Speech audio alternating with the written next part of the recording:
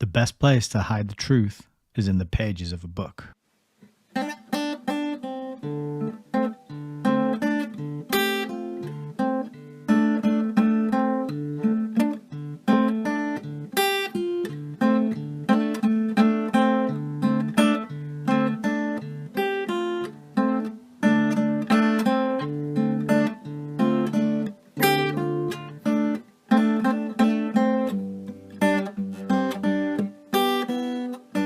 Maybe we should just read.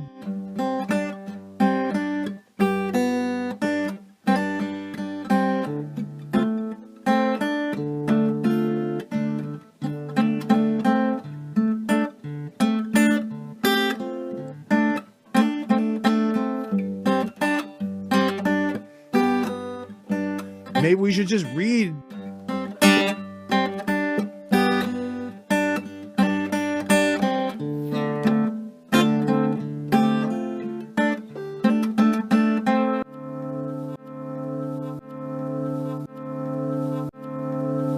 Welcome to Hayes Reviews. Good evening, everybody. It is another episode. It is another Thursday. And on Thursday nights, when we have a book on the go, we show up at 7 p.m. UK time to read a couple of chapters of that book. And that is what we're here to do tonight. My name is Nick. I'm the creator of Hayes Reviews, and I am humbled and honored to have you with me tonight. If you're watching live, if you are checking it out on the replay, I don't mind either way. Wherever you are, I hope you're doing well. I hope you're happy. I hope you're having a safe and productive time, finding useful things to do, finding ways to serve and love other people, to help uplift the human spirit and alleviate some of the stress that comes along with this condition of slavery that we find ourselves in. Let's face it. I'm comfortable with putting that word on it. Some people don't like to use that word because they have images which are connected with that word that have largely been formed by film. They might be thinking of things like whips and lashes and a certain color of people doing that to a different other color of people. But that is not necessarily the case. There are many different forms of this thing. And I think we don't want to pigeonhole ourselves and put ourselves in a box and limit it, because when we do that, we overlook the fact that there is slavery going on in the modern day. And in fact, there's a good case to say they've refined the system of slavery to such a degree that now many people don't even realize that that is the condition that they're living in. and so it's a curious, crazy, amazing time to be alive. And what we try and do here on this channel is to slow things down a little bit, to step away from the maddening, overwhelming barrage of information, the divisive controversies that are going on, the manufactured events, the headlines that are designed to grab our attention and trap us in this cycle of doom scrolling and frantically watching podcast after video, reading news article after Substack post, just looking for some coherent narrative that makes sense of everything. Well, on this channel, what we have kind of realized is the best way to do that is to probably tune out of all the noise and tune in to some of the signal that is written in books. In particular, we like to take a look at the books that were written before the internet existed, before you could Google things, before you could check Wikipedia, when the people who had that desire and urge and inclination to write a book actually had to put some damn effort into doing it, rather than just telling some ChatGPT version, write me a book, and then, putting a bit of a spit shine over it afterwards by altering a few of the words. Oh no, back in the day, these people, they had to spend hours, days, weeks away from their loved ones, away from their family and friends, away from daylight even, just poring over documents and records and digging through files. And, sometimes they had to charm their way into certain areas of libraries and university records offices and government, government buildings even, to get access to this information so that they could put it together in a book and get it out there to the wider world. These are the real freedom fighters. These are the real soldiers of truth and the people who are doing the real work to emancipate human beings. And we are the beneficiaries of that. And so I'm trying to bring some of that benefit and broadcast it out over the airwaves to anybody who's interested in learning, like I am, from these artifacts. And as you can see, I've amassed quite a collection, and I am by no means done with reading through these books. And most of these books I haven't read. And that's why I wanted to start this channel, was so that I could share my love of reading, my love of learning, and my passion to unearth the truth and find what has actually gone on to bring us to this state and this time in history where things seem so precarious and there seems to be a lot of crazy stuff on the horizon, not only on the horizon, but unrolling and unraveling as we speak around us. We can see it.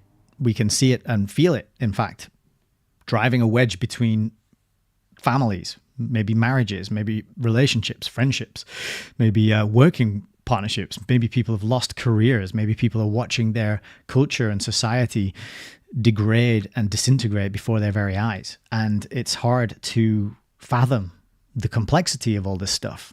But there were, as I said, some courageous individuals who came along before us, who saw where this was all leading, and who committed their time, their life energy, their precious seconds to creating an artifact, a record in the form of a book that we could use to alert ourselves, to educate ourselves, and to uplift ourselves with some knowledge and some insight and some understanding. And that's what we're here to do. So welcome and good evening. We've got some stalwarts of the channel in the chat tonight. Heidi's here, and we've got Frank, we've got LJ, Ashley, Gwen, lovely. Richard, great to have you all here. We got Jeanette Lilly as well. Good evening to you. So I'm very happy that you're all here. And Ashley says that was too much info, lol. I'm not sure which part of that was too much info, but apologies. I just got a bit excited there. But we're here, and tonight we're carrying on with Fabian, Freeway, and this is part 8. And I'll tell you right now, we're not even halfway through the book yet. So my original prediction that this would be a 16 video series is looking, I think we're going to be thereabouts. but I think it might even go over that. But we've got 2 chapters to get through tonight. And we did one chapter on Tuesday, just gone. And that was quite an interesting, fascinating chapter that we're going to kind of recap in the preamble ramble before we get into the book. So as always, if you are watching on the replay and you want to jump ahead to the reading of the book itself, there'll be a pinned comment underneath the video with timestamps, and you can just go straight ahead. But I wouldn't want to miss the preamble ramble this evening, because we got some good stuff to dive into. So without any further ado from me, let's get into it. So the first thing I wanted to talk about tonight was John Maynard Keynes. John Maynard Keynes is one of the sort of unexpected, surprising things, and one of the key takeaways that I'm going to carry with me after reading this book, because I knew of this gentleman because I knew that he was connected to economics. And we have this thing called Keynesian economics. And Keynesian economics, I knew had some impact on the system, the economic system, which we have been born into, and which we are seeing kind of unraveling before our very eyes. But I didn't know much more than that. I'm not very good with economics, with numbers, with percentages and facts and figures and data. That's not my strong suit at all. I'm much more attuned with things like narrative and storytelling and character development and this side of things. But when it comes to like analyzing things, it just puts me to sleep, I'll be honest. So I never dove into economics. I never found it interesting. But the economy itself is kind of presented to us as a sort of mystical, unfathomable, incomprehensible entity that is almost like, dare I say it, God. We are told that it has an invisible hand, for example, and this entity, this being, you got to be extremely well read and well educated to even have a chance at understanding the complexities of the economy and economics as a whole. So it's got this very mystical sort of connotation, and it's sort of reserved for the best among us, the best and the brightest among us, to go to university, perhaps maybe the London School of Economics, and to do some studying there and to learn about how to wrangle this mysterious beast called the economy. So that's how it always appeared to me, and that doesn't appeal to me, so I never looked into it. But I knew about Keynesian economics. So that's a short intro as to why I was surprised when his name popped up in this book. And it pops up all the way through, literally all the way through this book. He pops up first on page 35 and last on page 440, and basically every 20 or 30 pages in between.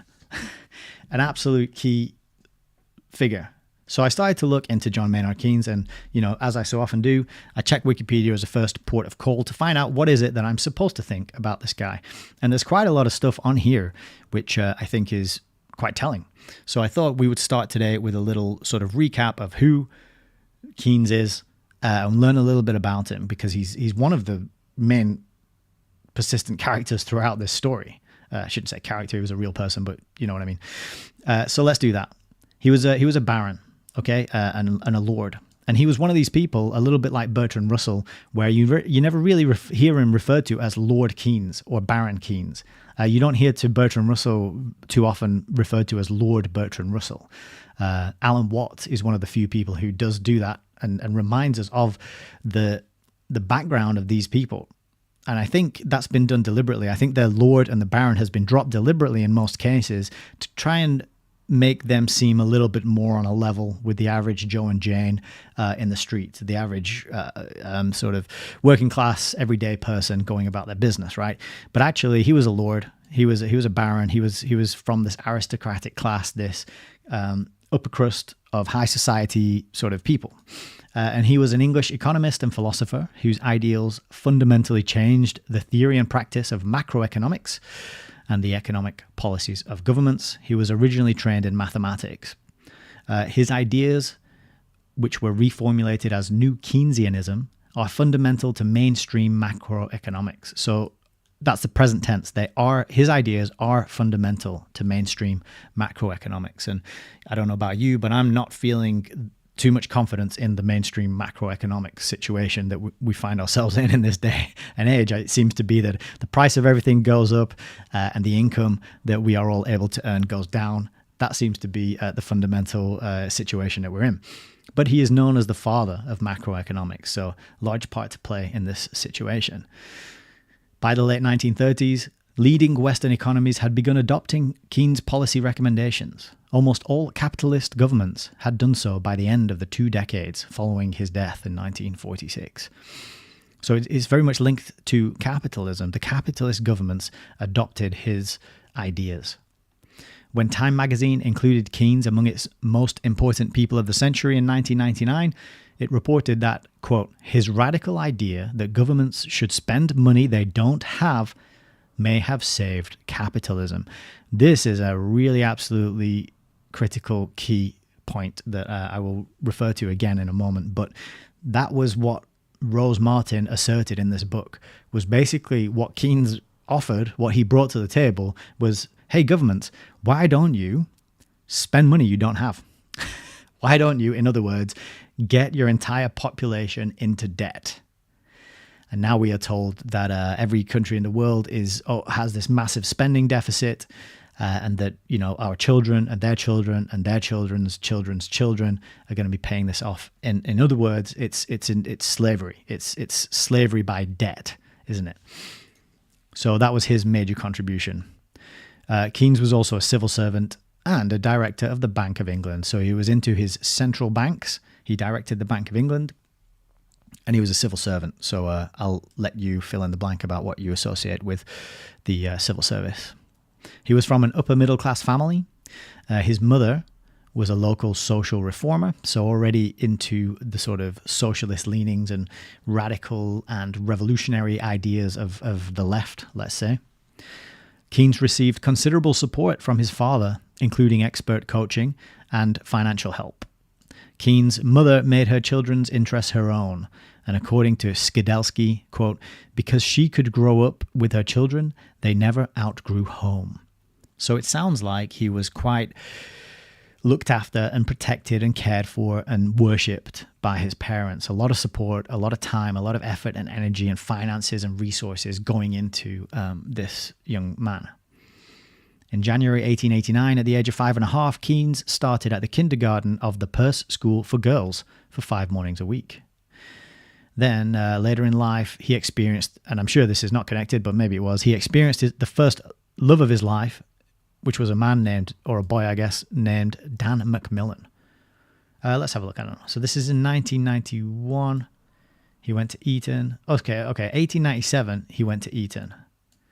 So how old would he have been? Let's just quickly check. He was born 1883. So he would have been about in his late teens, won a scholarship to Eton, fell in love with a chap named Dan Macmillan, who was the older brother of the future Prime Minister, Harold Macmillan. So definitely rubbing elbows with high society and the kind of the class of people who want to parasitize and manage the rest of us. He was said to be an atheist. And it's very critical that remember this name Macmillan, because if I'm sure you're aware, Macmillan is a massive publishing operation, and they publish huge amounts of books and have done for a very long time. And we'll find out that Keynes writes a bunch of books, and guess who published his very first book? Yes, you guessed it. So in 1911, Keynes was made editor of the Economic Journal. In 1915, Keynes took up an official government position at the Treasury. On the introductory of military conscription in 1916, he applied for exemption as a conscientious objector, which was granted on the condition that he continued his government work. So he managed to sidestep the draft. So this is a man that cares so much about his country, that cares so much about the population, that he did not go to war, and instead he stayed at home to figure out a way to build a system that would enslave, using debt, future generations of this nation. What a patriot. Keynes was appointed financial representative for the treasurer to the 1919 Versailles Peace Conference, and he was also appointed officer of the Belgian Order of Leopold. So there was a chapter, not the one we read, the chapter we read Saturday on, this would have been part 6, ended up with this gentleman, John Maynard Keynes, and he met up with, I think it was Arnold Toynbee and two other people, and they were dissatisfied with the outcome of the 1919 Paris Peace Conference. And so they got together, and because the League of Nations looked like it wasn't going ahead, and they were feeling a bit sore and upset and unhappy about this because they are the kind of people who want world government, what they did is they got together, and I have it here, and we can just quickly go back to it. And maybe we'll even jump over to the book count quickly, because this is worth remembering. This is a really important part of the book. So Colonel House arranged a dinner with Arnold Toynbee, John Maynard Keynes, R.H. Tawney, and they were disillusioned, and they made a gentleman's agreement to set up an organization with branches in England and America, quote, to facilitate the scientific study of international questions. And this became two potent and closely related opinion-making bodies. One of them in the UK was called the Royal Institute of International Affairs, and the American branch was known as the Council on Foreign Relations. Absolutely critical to the story and to understanding the events and the world we live in now and the events that happened since then. So he was allowed to stay home from the war, and he went and got his sticky fingers involved in the 1919 Versailles Peace Conference. And when that didn't go his way, he decided to take part in the creation of these powerful and elitist think tanks, which really became the power centers. And I would argue from that point on, politics as we get it presented to us through the mainstream news channels was kind of like the people's pantomime. I think that's a phrase I got from Nigel Watson. But this is like the front-facing, exoteric, this is how things run, and you get to vote and have your say about these people who run things. But actually, who's really running things, they're getting together in the Royal Institute for International Affairs, they're getting together at the Council on Foreign Relations, and they're hatching and making plots and giving orders and directing things from there. And you don't get to vote for who joins these groups, do you? So much for democracy. But anyway, Versailles Peace Conference, Keynes's main interest had been in trying to prevent Germany's compensation payments being set so high it would traumatize innocent German people, damage the nation's ability to pay, and sharply limit its ability to buy exports from other countries, thus hurting not just Germany's economy, but that of the wider world. So this bit actually makes him sound like a half-decent guy, because he's concerned about these reparations were incredibly punitive and damaging and harmful. But I think the clue here of his main concern was that of the wider world. And you'll see this pop up again and again. though it is not explicitly stated. I think it's very safe to say, reading between the lines, that Keynes was very much interested in globalism and internationalism, New World Order, and one world top-down technocratic government. And that just kind of comes through in these little phrases, such as not just Germany's economy, but that of the wider world. Keynes came up with a plan that he argued would not only help Germany and other impoverished Central European powers, but also be good for the world economy as a whole. So you can see he's thinking at that higher level of the sort of the world as a whole. The result of the conference was a treaty which disguised Keynes both on moral and economic grounds and led to his resignation from the Treasury. Which disgusted Keynes. So the Wikipedia article really paints him as a moral, upstanding person who cared about the benefit of the average Joe and Jane in the street, you know. And there's a lot in this article, so we'll try and speed through it quick. During the Great Depression, he did a piece of work called the Treatise on Money. That was published in 1930 in 2 volumes. A central idea of the work was that if the amount of money being saved exceeds the amount being invested, which can happen if interest rates are too high, then unemployment will rise. He criticized the justification of Britain's return to the gold standard in 1925 at pre-war valuation by reference to the wholesale price index. He argued that the index understated the effects of changes in the costs of services and labor. So pushing us away from the gold standard. Maybe a good thing, maybe a bad thing. I don't know. I'm not an economist. All I do know is that moving away from the gold standard means we are now in a fiat currency system where the money being used is inherently worthless and is only worth what people believe it's worth. And you can print more of it, and whoever has the money-making machine that prints more tends to be in control and have a lot of power. Keynesian-like policies were adopted by Sweden and Germany, but Keynes was deliberately silent about the successful efforts of Germany as he was dismayed by its imperialist ambitions and its treatment of Jews. Keynes introduced the world to a new interpretation of taxation. Since the legal tender is now defined by the state, inflation becomes taxation by currency depreciation. This is hidden tax. This hidden tax meant A, that the standard of value should be governed by deliberate decision, and B, that it was possible to maintain a middle course between deflation and inflation. Quite a amazing admission right here on Wikipedia that inflation is a taxation by currency depreciation. I don't think a lot of people realize that inflation is just a hidden tax. Keynes argued that if capitalism were managed domestically and internationally, then this system of managed capitalism could promote peace rather than conflict between countries. So there you are again, thinking on that international level, trying to concoct ways to bring about a global system of control, but using the justification that it will bring about peace. And so when this system, his plans during World War II for post-war international economic institutions and policies, which contributed to the creation at Bretton Woods of the International Monetary Fund and the World Bank, and later to the creation of the General Agreement on Tariffs and Trade, and eventually the World Trade Organization. And they were aimed to give effect to this vision of promoting peace between countries and managing capitalism internationally. So he's very much responsible for the establishment of these global financial systems of control, which we now live within. And all that before the Second World War even kicked off. And so the Second World War, he argued in a work called How to Pay for the War, that the war effort should be largely financed by higher taxation, and especially by compulsory saving. In his capacity as advisor on the Indian financial and monetary affairs for the British government, there is evidence that Keynes advocated profit inflation in order to finance war spending.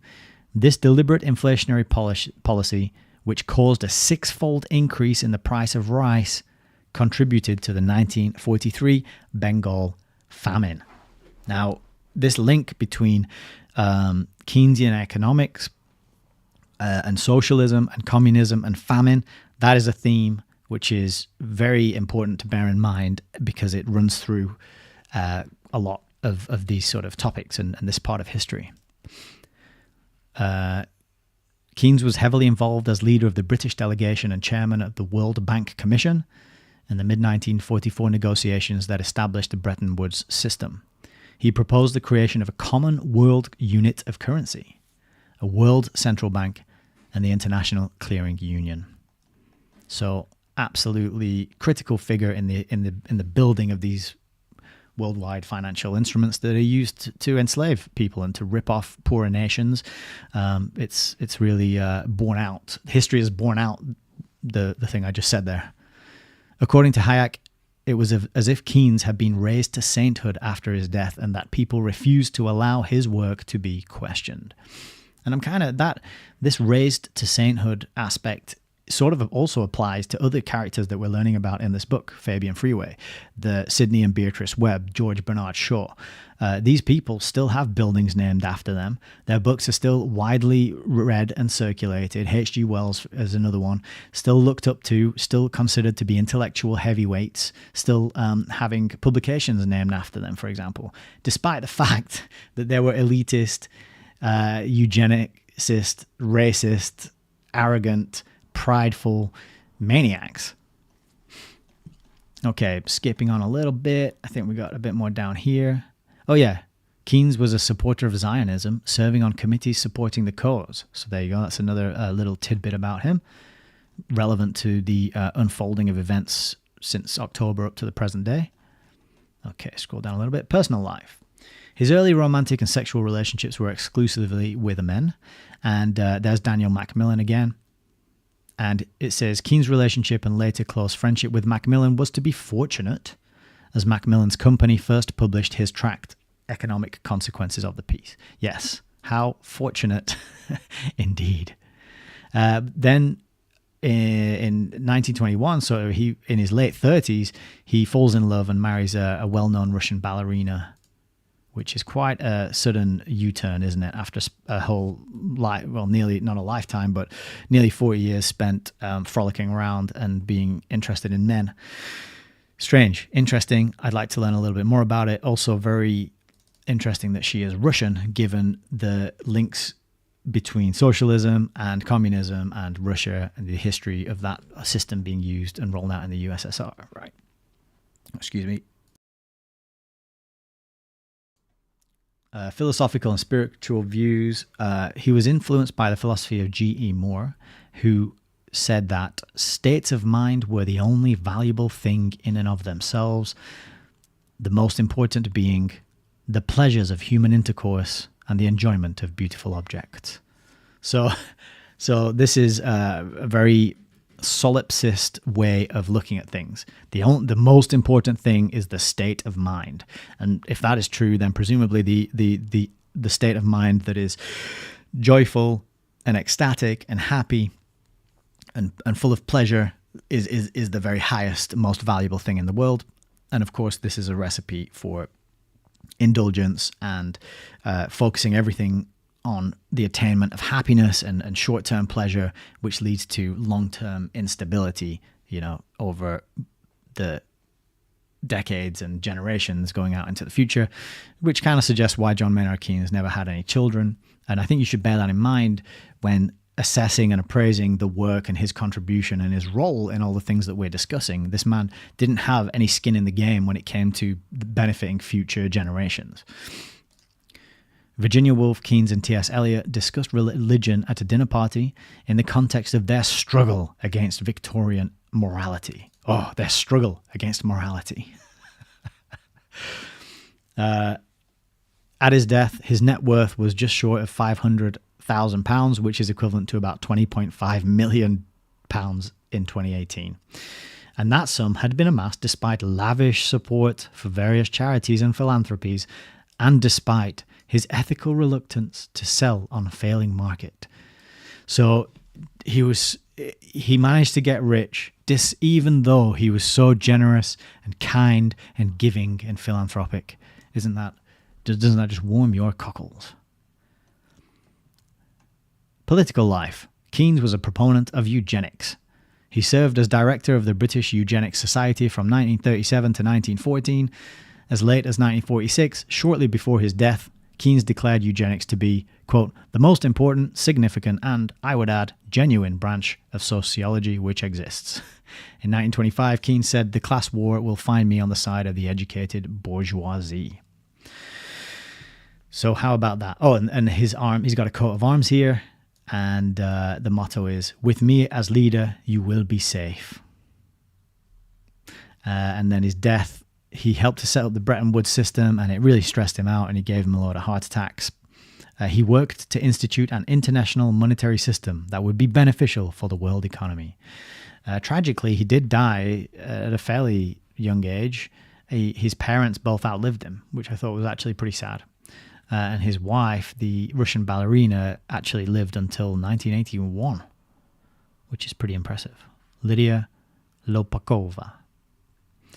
And then he's been represented in a bunch of different films, none of which I've seen, so I can't comment on them.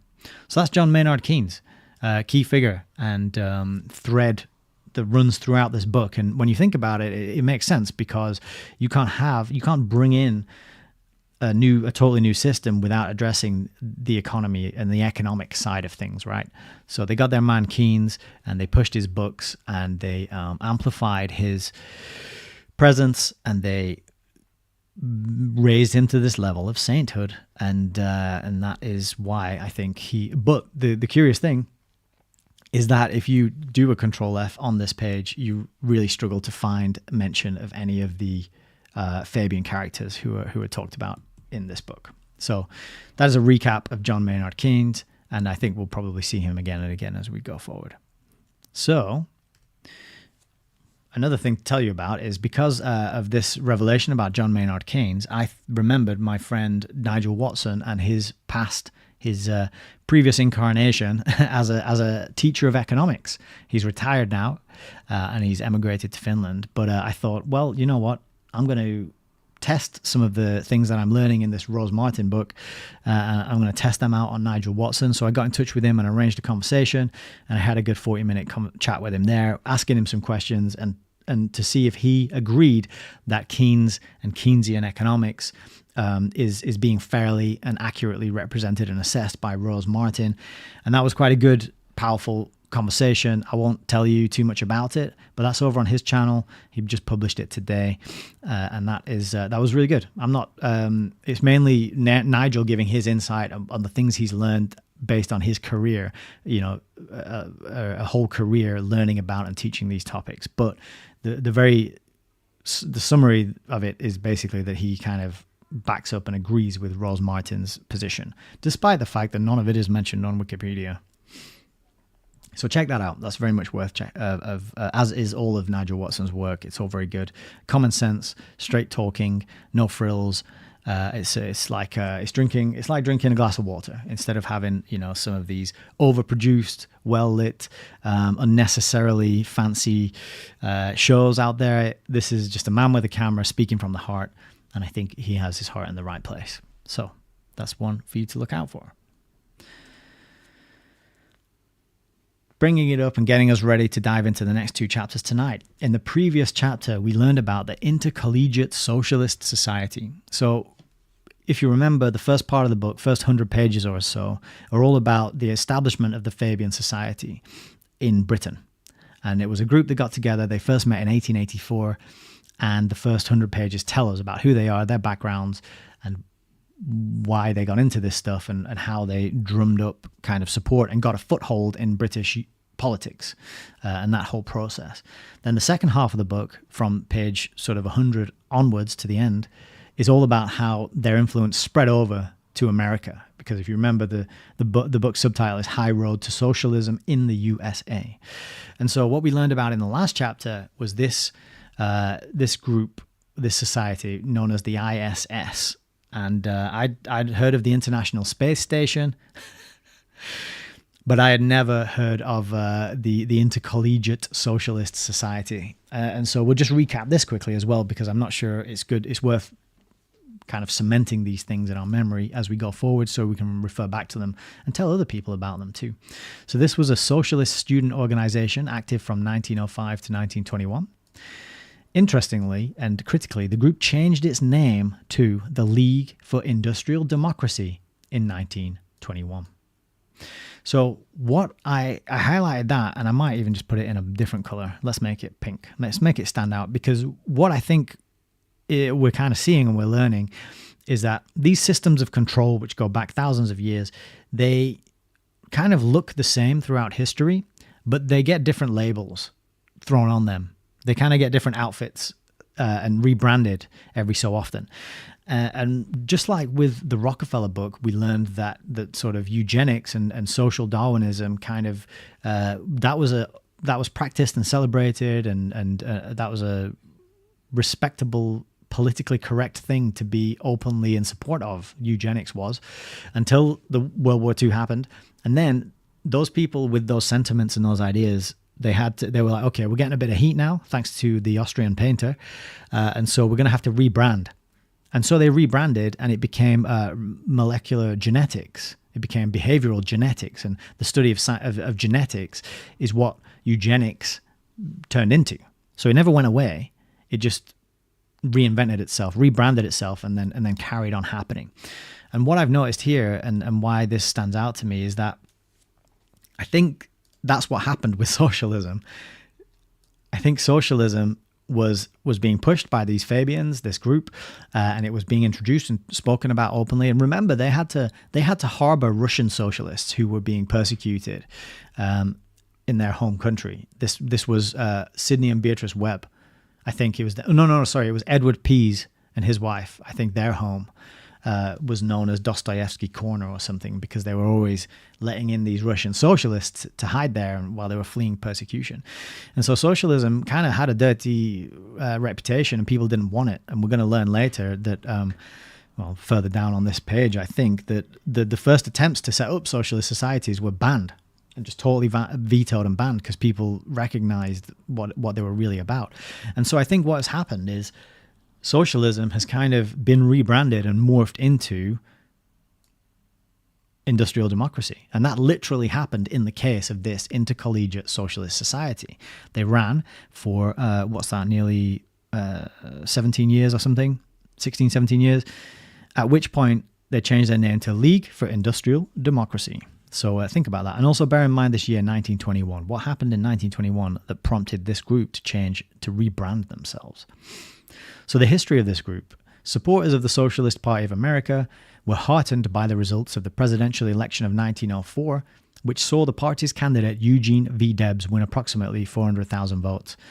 Now, I don't know if you recall, but on Tuesday's reading, Rose Martin asserted that most of these 400,000 votes came from Russian Jews who had emigrated to America. So that was just a little tidbit that was mentioned in the book that is not mentioned here on a good old wiki. But one supporter in particular, the novelist Upton Sinclair, was motivated to help advance the socialist idea among the political leaders of tomorrow by establishing a new organization targeted at college students. So this whole last chapter that we read on Tuesday was about the targeting of the young.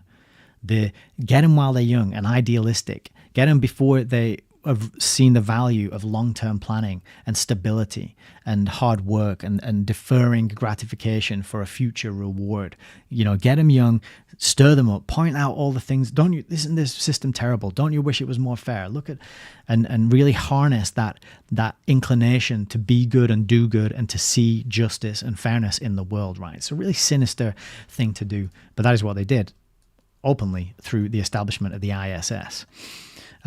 And interestingly, some of the people who endorsed this and set it up included the novelist Jack London, but also included the millionaire financier James Graham Phelps Stokes.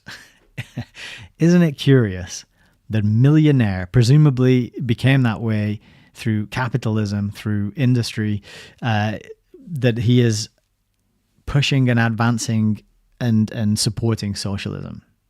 And this is the same thing what you learn that we learned through the Wall Street trilogy by Anthony Sutton. I reviewed on this channel Wall Street and the Rise of Hitler. And what you find out, and he has another book, Wall Street and the Bolshevik Revolution. And what you find out is that the communists were funded by Wall Street capitalists. Okay, so there really isn't this tension between capitalism and communism on one side. They're not competing systems.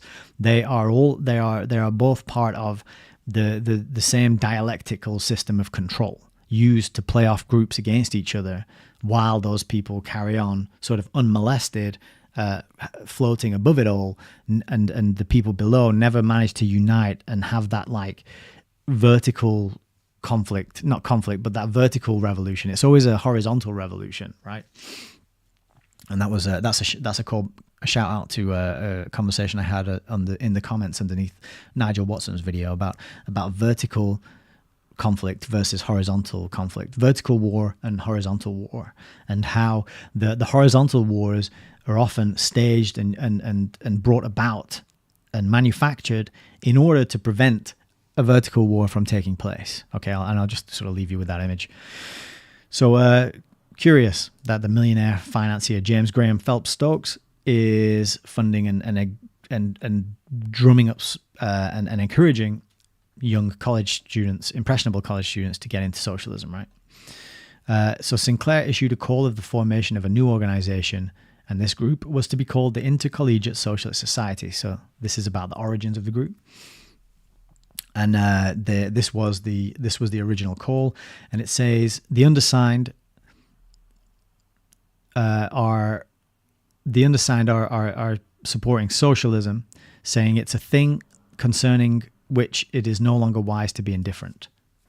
And the underside, regarding socialism's aims and fundamental principles with sympathy, are believing that in them will ultimately be found the remedy for many far-reaching economic evils.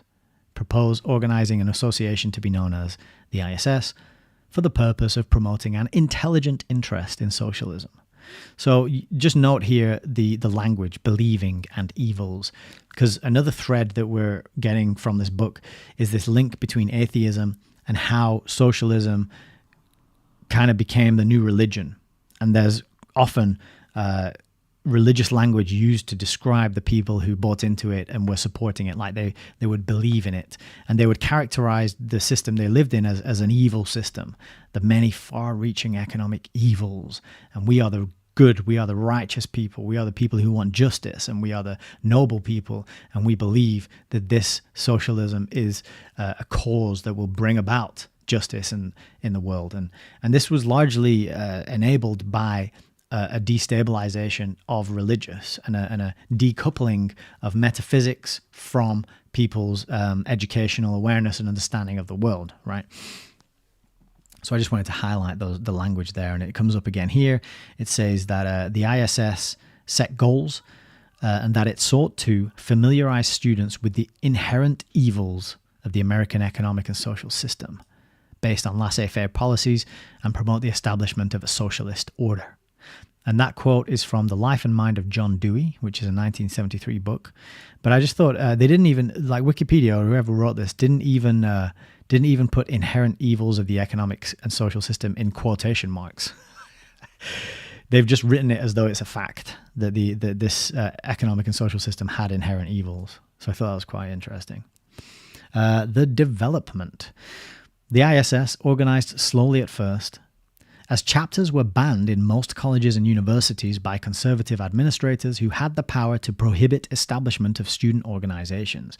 So there was a time where people knew what this was going to lead to, and they outright banned it. And they just kiboshed it because they knew where it would go, because it's a logical outcome of what these people were saying they wanted to do, and their views on the world. So curious admission there. But despite the best intentions of the conservative administrators of universities, these chapters came slowly into existence, and frequently with names that did not signify their connection to the Intercollegiate Socialist Society. For example, the Wesleyan Social Study Club. So this is the wolf in sheep's clothing. This is the gradualist strategy of the Fabian Socialist, the Fabian Society, is that, okay, we can't just go out there, balls on the table, say we're socialists and that's what we want to do. We're going to have to do it with more secrecy and in a more roundabout way. So we'll open a social study club instead of a socialist club. Well, it's a social study club. Oh, we're just studying society in this club. And so that's the gradual totalitarian tiptoe, right, to bring about and get change, which we keep seeing. The college socialist clubs discussed current issues as well as distributed socialist propaganda and arranged lectures on their campuses to try to get more support for the socialist cause. And transformation. In 1921, the society recognized that socialism had become extremely unpopular in the United States after the violent Russian Revolution. While its objectives to promote socialism in the United States did not change, the name was changed to the League for Industrial Democracy. So you can see how their strategy was, okay, we can't be openly trying to bring about a socialist system anymore because of that whole thing that happened over there in Russia. But we'll carry on trying to make that happen, but we'll just call it industrial democracy. So now we're starting to learn about, okay, what is democracy? And by that I mean, when we are told we live in an industrial democracy and we enjoy the best system that's ever been created, the liberal democracy, it's like, but is it? I know that's the label you're telling me you're putting on it, but if you actually look under the hood, what's going on under there, I think you'll probably find it's something a lot more like socialism. And so that is the ISS. And so the ISS, if you remember, changed its name to the League for Industrial Democracy in 1921. So I thought it'd be worth having a quick look at that as well. And it tells us a little bit more, kind of repeating some of the same information. But what it says is that the ISS was founded with the stated purpose of throwing light on the worldwide movement of industrial democracy known as socialism. So that quote is from the New York Times. So the New York Times admitted that the worldwide movement of industrial democracy is, or at least is known as, socialism. So that is quite a significant admission and piece of evidence there to consider. And so the name change happened in the spring of 1921. And, those of you who are paying attention probably already figured out what happened in 1921 was the Russian famine. So this is why they changed their name. And this is why they were the Intercollegiate Socialist Society. But then 1921 to 1922, millions and millions of people died. They resorted to cannibalism. Everyone's looking at that going, whoa, that socialism thing didn't work out very well for the Russians, did it? And then these guys over here who were trying to bring it to the Western world decided, okay, we're going to have a rebrand. And they decided to call themselves the League for Industrial Democracy. Or, these things are never accidental. The LID, the lid. Put a lid on it. What is a lid? Well, the first thing that pops into my mind when reflecting on that acronym, the lid, is the story from I think it's John Taylor Gatto in the video The Ultimate History Lesson. And the Ultimate History Lesson is a 4-hour, I think, interview between Richard Grove of Tragedy and Hope, Grand Theft World, interviewing John Taylor Gatto. And in that, they recount the story of how people would train fleas. And these flea trainers who would go around and they would make these flea circuses and charge people to come and look at how they trained these fleas to do tricks. What they would do is they would catch the fleas and they would stick them in a jar. Now, if you put fleas in a jar, what are they going to do? They're just going to jump out and boom, your fleas are gone and you have nobody to enslave and train and put in your circus, right? So you get your fleas and you stick them in the jar and then you get the lid and you screw that lid on tight. And then you put your jar there and you watch them. And what happens is the fleas at first, they jump. And they jump and they bang on the lid of the jar and then they drop back in. And they jump and they bang on the lid of the jar and they drop back in again. Now, after a while, they get wise to this lid, this limit, this barrier above them.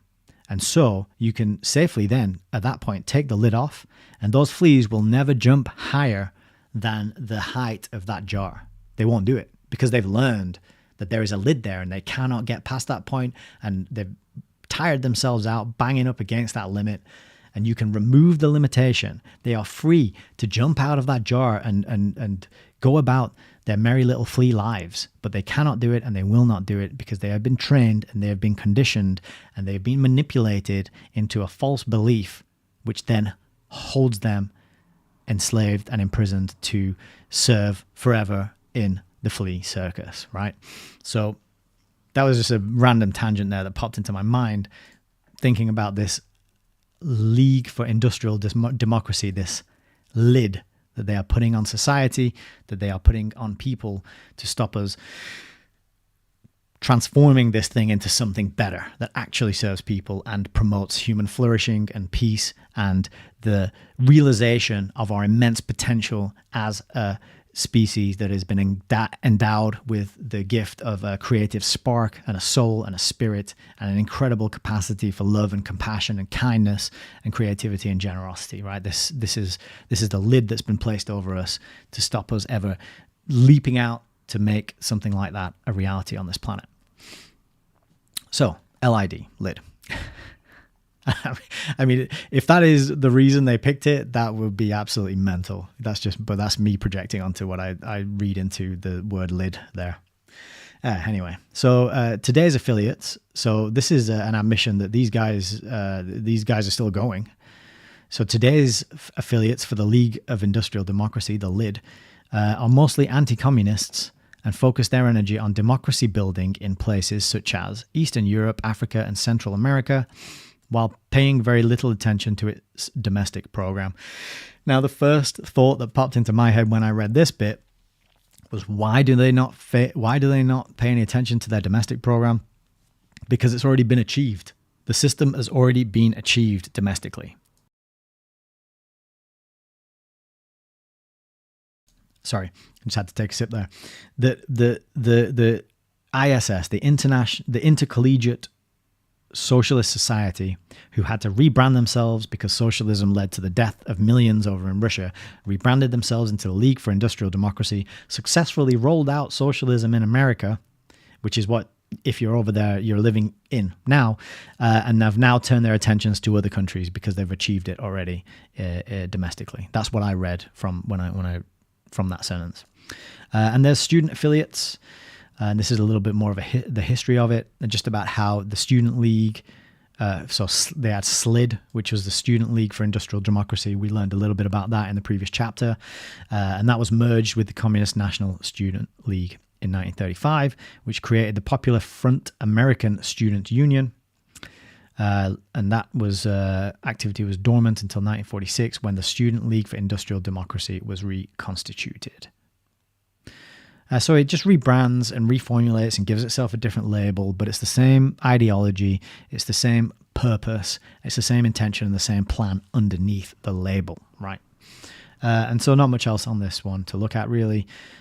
That is all I wanted to bring to your attention for that. I think that's it for the Preamble Ramble. No, oh yeah, that was it. The other tab I had open was just about the Russian famine. But I only had that. I didn't want to go into the details of the Russian famine. I just wanted to mention that the timing of the Russian famine being 1921, coinciding with the timing of the ISS, the Intercollegiate Socialist Society, rebranding themselves. Coincidence? If you believe in such a thing as coincidence. Okie dokie. I think we are about ready to dive into tonight's book. So, how's it going out there? I hope you're all doing well. I'm going to pay a little visit to the chats, have a look in Odyssey. Nothing going on over there. We got to push the Odyssey channel. No one ever tunes in over there. We have got Heidi on Rumble saying, excellent start as always. Thank you very much, Heidi. Are you in Rumble and on YouTube? I saw you on YouTube earlier as well. That's good. Boost the numbers. I've got one tab open for each place that we're live streaming, you know, and that makes it look like there's more people watching. So that's always good. Bit of social validation there. All right. Ashley says, I especially like your intros and outros, Nick, the summary. Oh, I appreciate that, Ashley. I'm glad you like them. And I think the more of them I do, the better I get at them. And honestly, it's really good practice for me because I get to work on communicating these ideas. You know, I mean, this is like a 500-page book. So to try and like communicate its essence succinctly in a short amount of time is a really good skill to be able to work on and practice. So I appreciate you watching me practice. That is certainly helping me out. Heidi says the preamble is always fire. Oh, I'm glad you think so. And I appreciate that, Heidi. CESP, good evening. Glad you are here. He says a whole new meaning to greasing palms. Elizabeth Kendall, good evening. You are late. I forgive you. But you were late because you were watching the interview with Nigel, so I doubly forgive you. If the reason you are late is because you're watching a different video of mine, then you're off the hook. Heidi says they're good for the whole means their ability to control that whole. Yes, exactly. So this is the thing. It's like the capitalism, the communism, the socialism, the isms, these are all for the class of people that's being controlled, whereas they themselves, they exist above and beyond those systems. They are totally, they have over generations insulated themselves so that they're above and beyond it and outside it. And they are truly international. They don't recognize or feel any national loyalty. That's for us peasants. You know, they have enough money and enough influence and cash and power and prestige to live above and beyond all that stuff that we have to deal with, and all the bureaucracy and form filling and humiliating rituals, getting a pat down at the airport, standing there for a facial scan, being irradiated through the body x-ray and all this kind of nonsense. They're above and beyond all that stuff. They built all that and designed all that for us and pushed it on us. So yeah. CESP says, much needed glass of water. Oh, Adam's here as well. Good evening, Adam. Yeah, the glass of water is extremely important. It's a good metaphor as well, because we're so inundated with junk, garbage, distracting nonsense that when you find that good source of pure, clean drinking water, you got to tune into that and visit that source as much as possible. And that's what I'm endeavoring to be. I don't want to be filling you with like rhetoric and bluster and be scared of this and focus on this and that crazy thing happened over there and whoa, those boys are out to get you.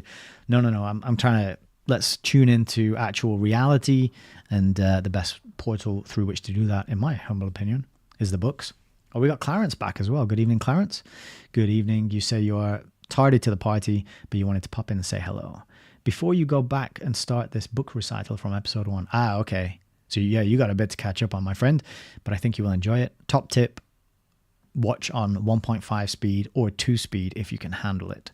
I was listening to my previous video at 1.5 speed earlier, and that's a good speed. I felt you could still understand what I was saying, but you can get that information much faster and get caught up quicker.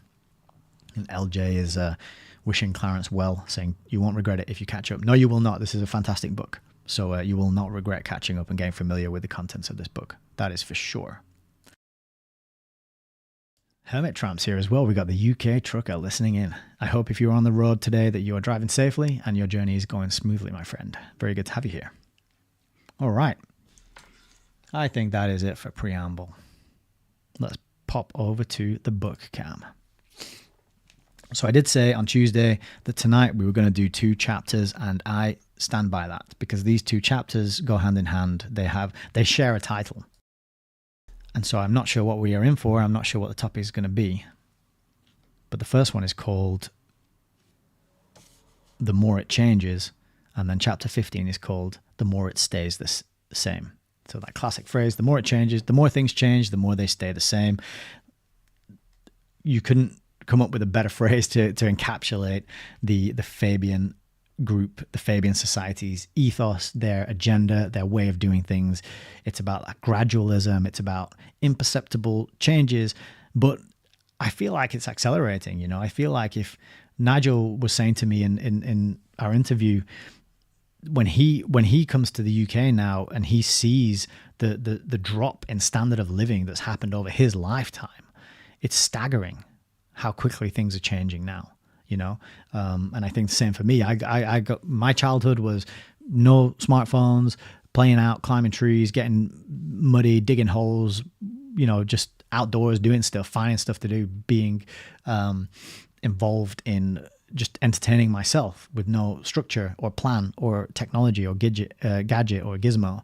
Now, some people, they don't even know what it's like. In fact, Jonathan Haidt, he wrote The Coddling of the American Mind.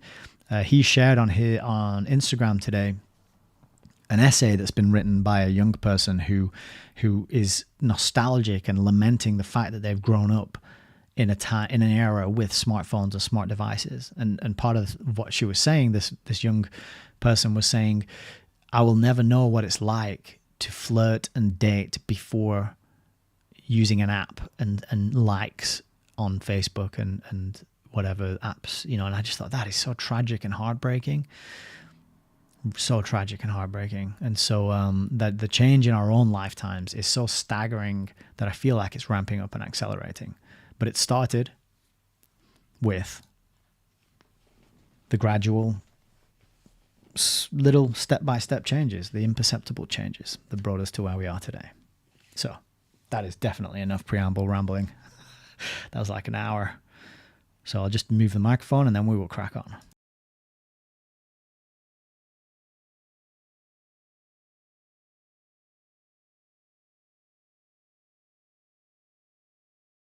Okay.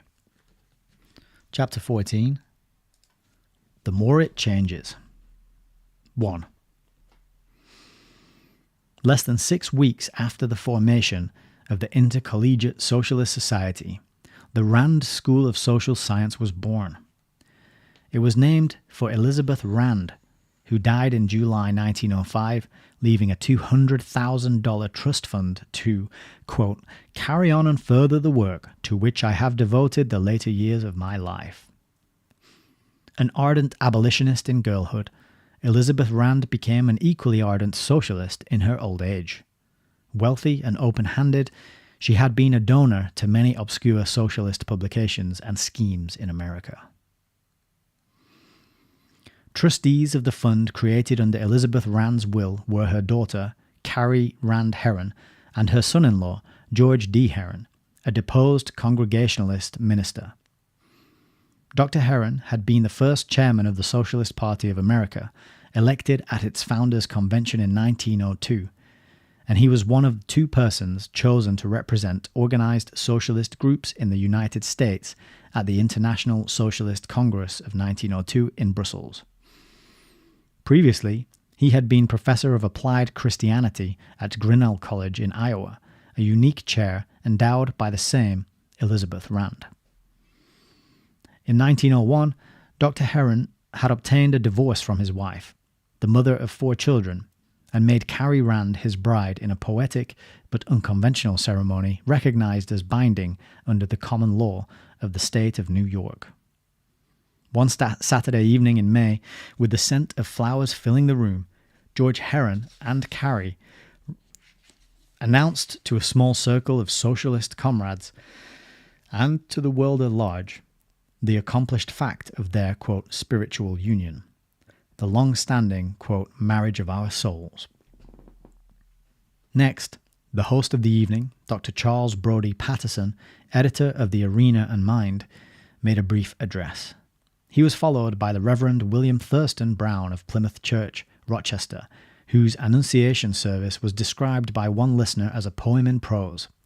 Each of the 14 guests present, among them the Romantic poet Richard Le Gallienne, was invited to make a brief verbal offering to the consummation of this love union.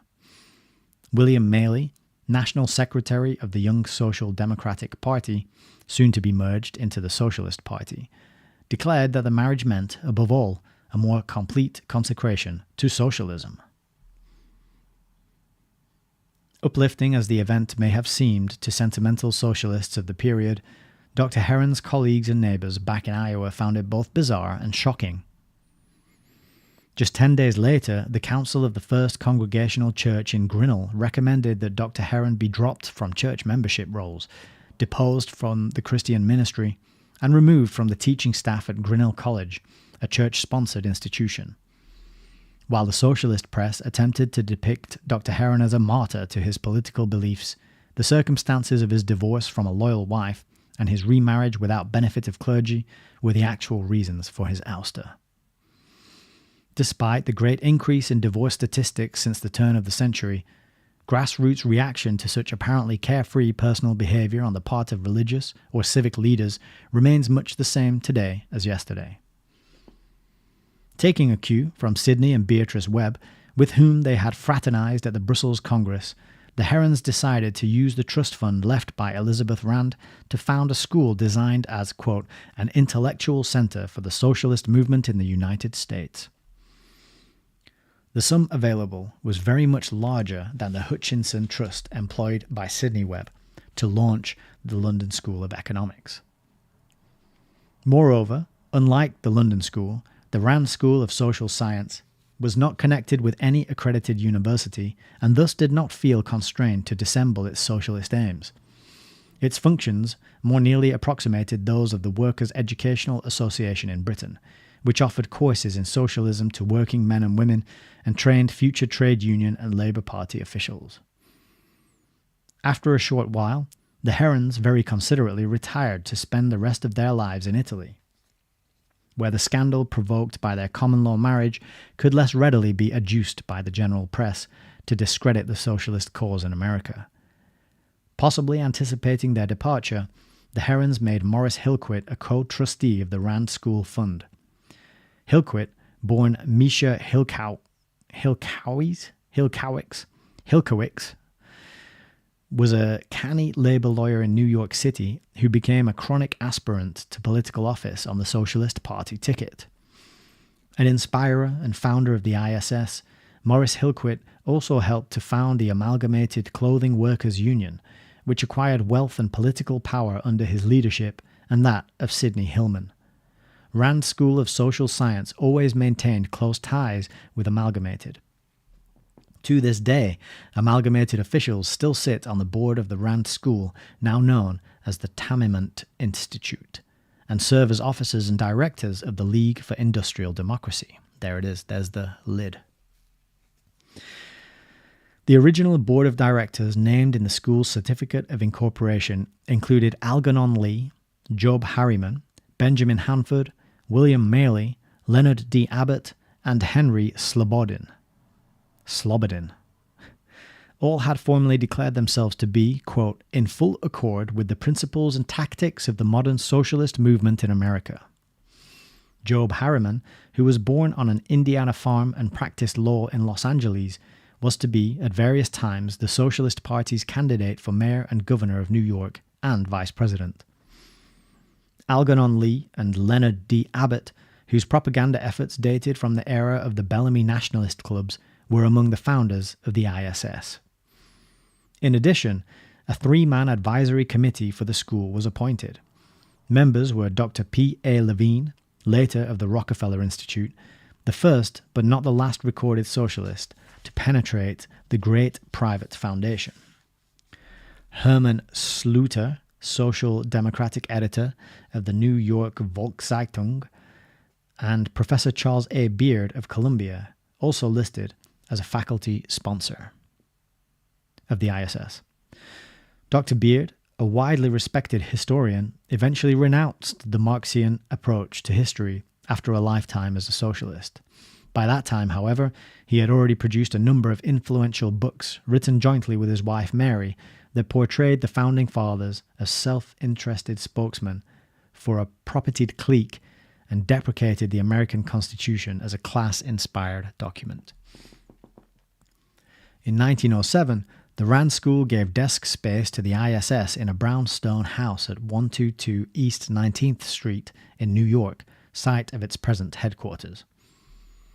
Successive secretaries of the Rand School, William J. Gent and Algernon Lee, served as titular secretaries of the ISS, and the school's trusted assistant secretary, Rose Ladden Hanna, handled ISS correspondence, their salaries being paid from Rand School funds. Plainly, the relationship between the two organizations was a family one of shared ideas, facilities, and personnel. Few observers realized that the seemingly mild and modest ISS, which for some time appeared to be almost a pensioner of the Rand School, was in reality the superior policy-making body. The school was the ISS link to revolutionary labor groups and Socialist Party politics, in which members of the ISS were prominent without involving the parent body. Every facet of American socialism's high-strung, contentious political history during the first 2 decades of the 20th century was reflected in the Rand School, where the atmosphere was often more emotional than intellectual. Its cooperative cafeteria advertised, quote, every bite a nibble at the foundations of capitalism. Members of the ISS, including such noted Marxist ideologues as John Spargo and labor economist I.A. Auerwitsch, along with an ever-increasing number of professors from Columbia University, taught at the Rand School. Over the years, the school offered lectures on a broad range of cultural subjects, to which a socialist flavour was added. There were courses in psychology, literature, music, foreign languages and the arts, for which no formal academic credits were given. Algernon Lee, as educational director of the Rand School, stated flatly that the teaching work of the school fell into two parts. One, that which offers general public opportunities to study socialism and related subjects. Two, that which gives socialists such systematic instruction and training as may render them more efficient workers in the Socialist Party, the trade unions, the cooperatives. Rand School, quote, students, largely immigrants and children of immigrants from Tsarist Russia, played a lively part in the strikes and demonstrations of the garment workers in New York. They supported the dynamite-laden strikes of the industrial workers of the world, organized among miners and railroad men in the far west and among the textile workers of Lawrence, Massachusetts, under the leadership of Big Bill Haywood. The Rand School, in its early years, sponsored Red Sunday schools for children in various parts of the country and helped to establish local, quote, labor schools in a number of industrial cities. In the IWW-led copper strike of 1911 to 1912, it set up a temporary training school for strike organizers in Albuquerque, New Mexico. Certainly, the Rand School was far from being an ivory tower and in no way resembled the traditionally peaceful groves of academe. Of academe? I guess that's academe. With the coming of World War I, the socialist movement in the United States found itself sharply divided on the issue of American participation. A species of radical pacifism, more or less discreetly encouraged by some Fabian visitors from England and by agencies of the Imperial German government, gained the upper hand within the Socialist Party. In May 1915, just after the sinking of the Lusitania, the party amended its national constitution to include the following provision. And just before we read that bit, I'll just remind people that I did read through Colin Simpson's book about the Lusitania event. That is on the channel under the playlist section. I think there's 9 or 10 videos under that one. Really great book, very eye-opening. One of the original, well, I shouldn't say one of the original. I'm sure they go back as far back as things go, but a kind of, not a false flag, but certainly a lie hop or a my hop scenario, if you're familiar with those terms. So Colin Simpson's Lusitania book probably ties in nicely with what we're learning at the minute. So in May 1915, the party amended its national constitution to include the following provision. Any member of the Socialist Party elected to office who shall in any way vote to appropriate monies for military and naval purposes or war shall be expelled from the party. Through the Socialist Propaganda League, Scott Nearing and Eugene V. Debs, perennial Socialist Party candidate for the presidency of the United States, attempted to spread their gospel of non-cooperation to American labor in wartime. In 1918, Debs preached pacifism to 3 million members of the American Federation of Labor and received a 10-year prison sentence, later commuted. Wow, so you can get put in prison for 10 years for preaching pacifism. Just unbelievable, isn't it? In February 1919, the federal government tried Scott Nearing and the Rand School for publishing, writing and circulating a pamphlet, The Great Madness, during the war. Though Nearing was acquitted, the Rand School was fined $3,000. Yet in 1955, Mina Weisenberg frankly described Debs as having been a cooperator and frequent lecturer of the ISS, and she listed the wife of Scott Nearing as a director of the LID in 1923. Many other members of the ISS were identified, first or last, with the pacifist agitation and anti-patriotic intrigues of the World War I era. Still, the ISS itself, like the Fabian Society of London, denied any responsibility for the actions of its individual members and refrained from taking a public stand on the controversial issue of the war. A telegram of January 27, 1919, from Harry W. Laidler, then Secretary of the ISS with offices at 75th Avenue, to the chairman of a U.S. Senate investigating committee, asserted disingenuously, quote, In the list of alleged pacifists and radicals submitted by the Military Intelligence Bureau to the Senate's committee, the names of several college professors are included, and after their names, the words Intercollegiate Socialist Society. In most instances, the only connection that these men have had with the society has been as endorsers of the society's stated object to promote an intelligent interest in socialism among college men and women. The society is an educational, not a political propagandist organization, having been organized to throw light on the worldwide movement towards industrial democracy known as socialism. In the belief that no intelligent collegian can afford to be ignorant of the movement, and that no one can intelligently support or intelligently oppose socialism unless he understands its ideals and aims. So this is the quote that we were just reading on the Wikipedia articles, wasn't it? And what a stance to take. It's like, well, I think we just lost connection. Are we back? Hopefully we're back. The previous quote was, we're not creating socialists, we're just teaching about socialism. And that's kind of what Harry Laidler is saying here. He's like, well, we're just teaching about it because how can you oppose it if you don't first learn about it, right? Not long afterwards, by order of President Wilson, himself a former college professor, the Military Intelligence Bureau was instructed to destroy its card files on subversives during World War I, a loss described as irreparable by Thomas M. Johnson, author of Our Secret War, an account of United States intelligence operations in the First World War. So why would you want to do that? Why would you want to destroy those records? Okay, 2. Oh, and we got a couple of comments here. Dave Stevenson's here. Welcome back. Just finished my waging. What do you do for work, Hayes? I will tell you that another time. But you're gonna report me to HR. The last time I got in trouble with HR was because they were filling my calendar at work with a bunch of like equality and diversity events, and filling my inbox with emails about them, and I sent them back saying, don't include me in any of these, it's irrelevant to my work and doesn't help me, and it's just slowing me down and getting in my way. And then I got a phone call from my manager. Dave says, Meghan Markle went to a school called Hollywood Little Red Schoolhouse. Could that be a red Sunday school? I always found the name strange. That is a really strange name. Speaking on the topic of the color of red as well, you've got the king formerly known as Prince Charles's portrait came out, and that is extremely creepy.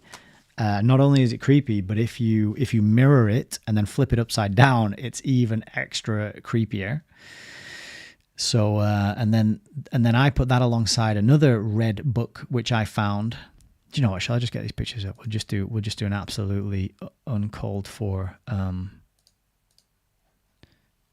sideways tangent into the topic of things that are red. But here's one. And here's the other. And I'm saying, I know you can't see it just yet, but I got to look for it first and pull it up on separate tabs, and then I can get it on the screen for you. Okay. So if we put that there.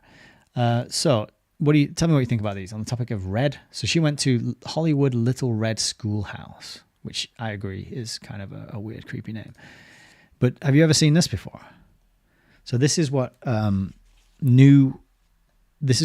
of newborns get from the NHS in England.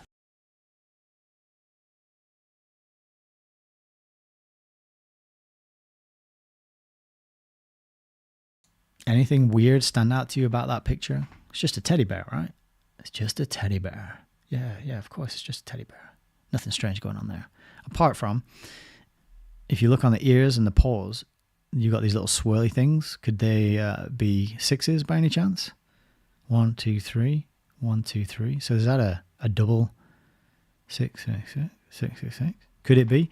And then the other thing, and this bit I'm not even quite sure how to draw your attention to if you can't see it already, but if you ignore the arms and the ears, just ignore the arms and the ears and just look at the feet and the mouth, right?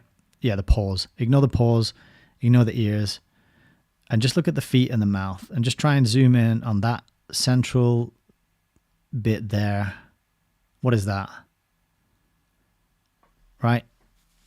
And this is not just like a freak image that someone's messed with and doctored. You can go on to an image search engine, type in NHS Red Book, and you'll see lots of different examples of this. And that's what they put on the book that they give to newborns. So that was the first thing. But the other thing which is relevant is this. So this is the king formerly known as Prince Charles's new portrait, mirrored and flipped upside down. And I think what you can see there very clearly in the middle is some sort of entity, being, beast. There's a couple of eyes. There's a mouth here and some sort of horny type things coming off the head. Creepy. Maybe it's like a Baphomet, a demonic type thing. Cannot be accidental. And there's all sorts of other things in this painting as well, but I just thought that one in particular, that central bit there, is extremely demonic and weird and messed up. So just to kind of take your comment of Hollywood Little Red Schoolhouse a little bit further, weird stuff going on, particularly with the color red. So I wouldn't be surprised if that also applies to our friend Meghan Markle, if some crazy, strange things went on in that little red schoolhouse there, right? And interestingly, on the topic of Little Red Riding Hood, what is that? What's the key part of that story? Well, isn't it a wolf who dresses up as not a sheep but a grandmother?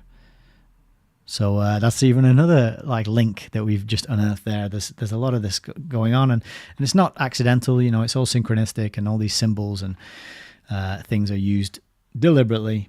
Of course they are, but it's good to train yourself to catch these things and see them. Right, just gotta have a sip.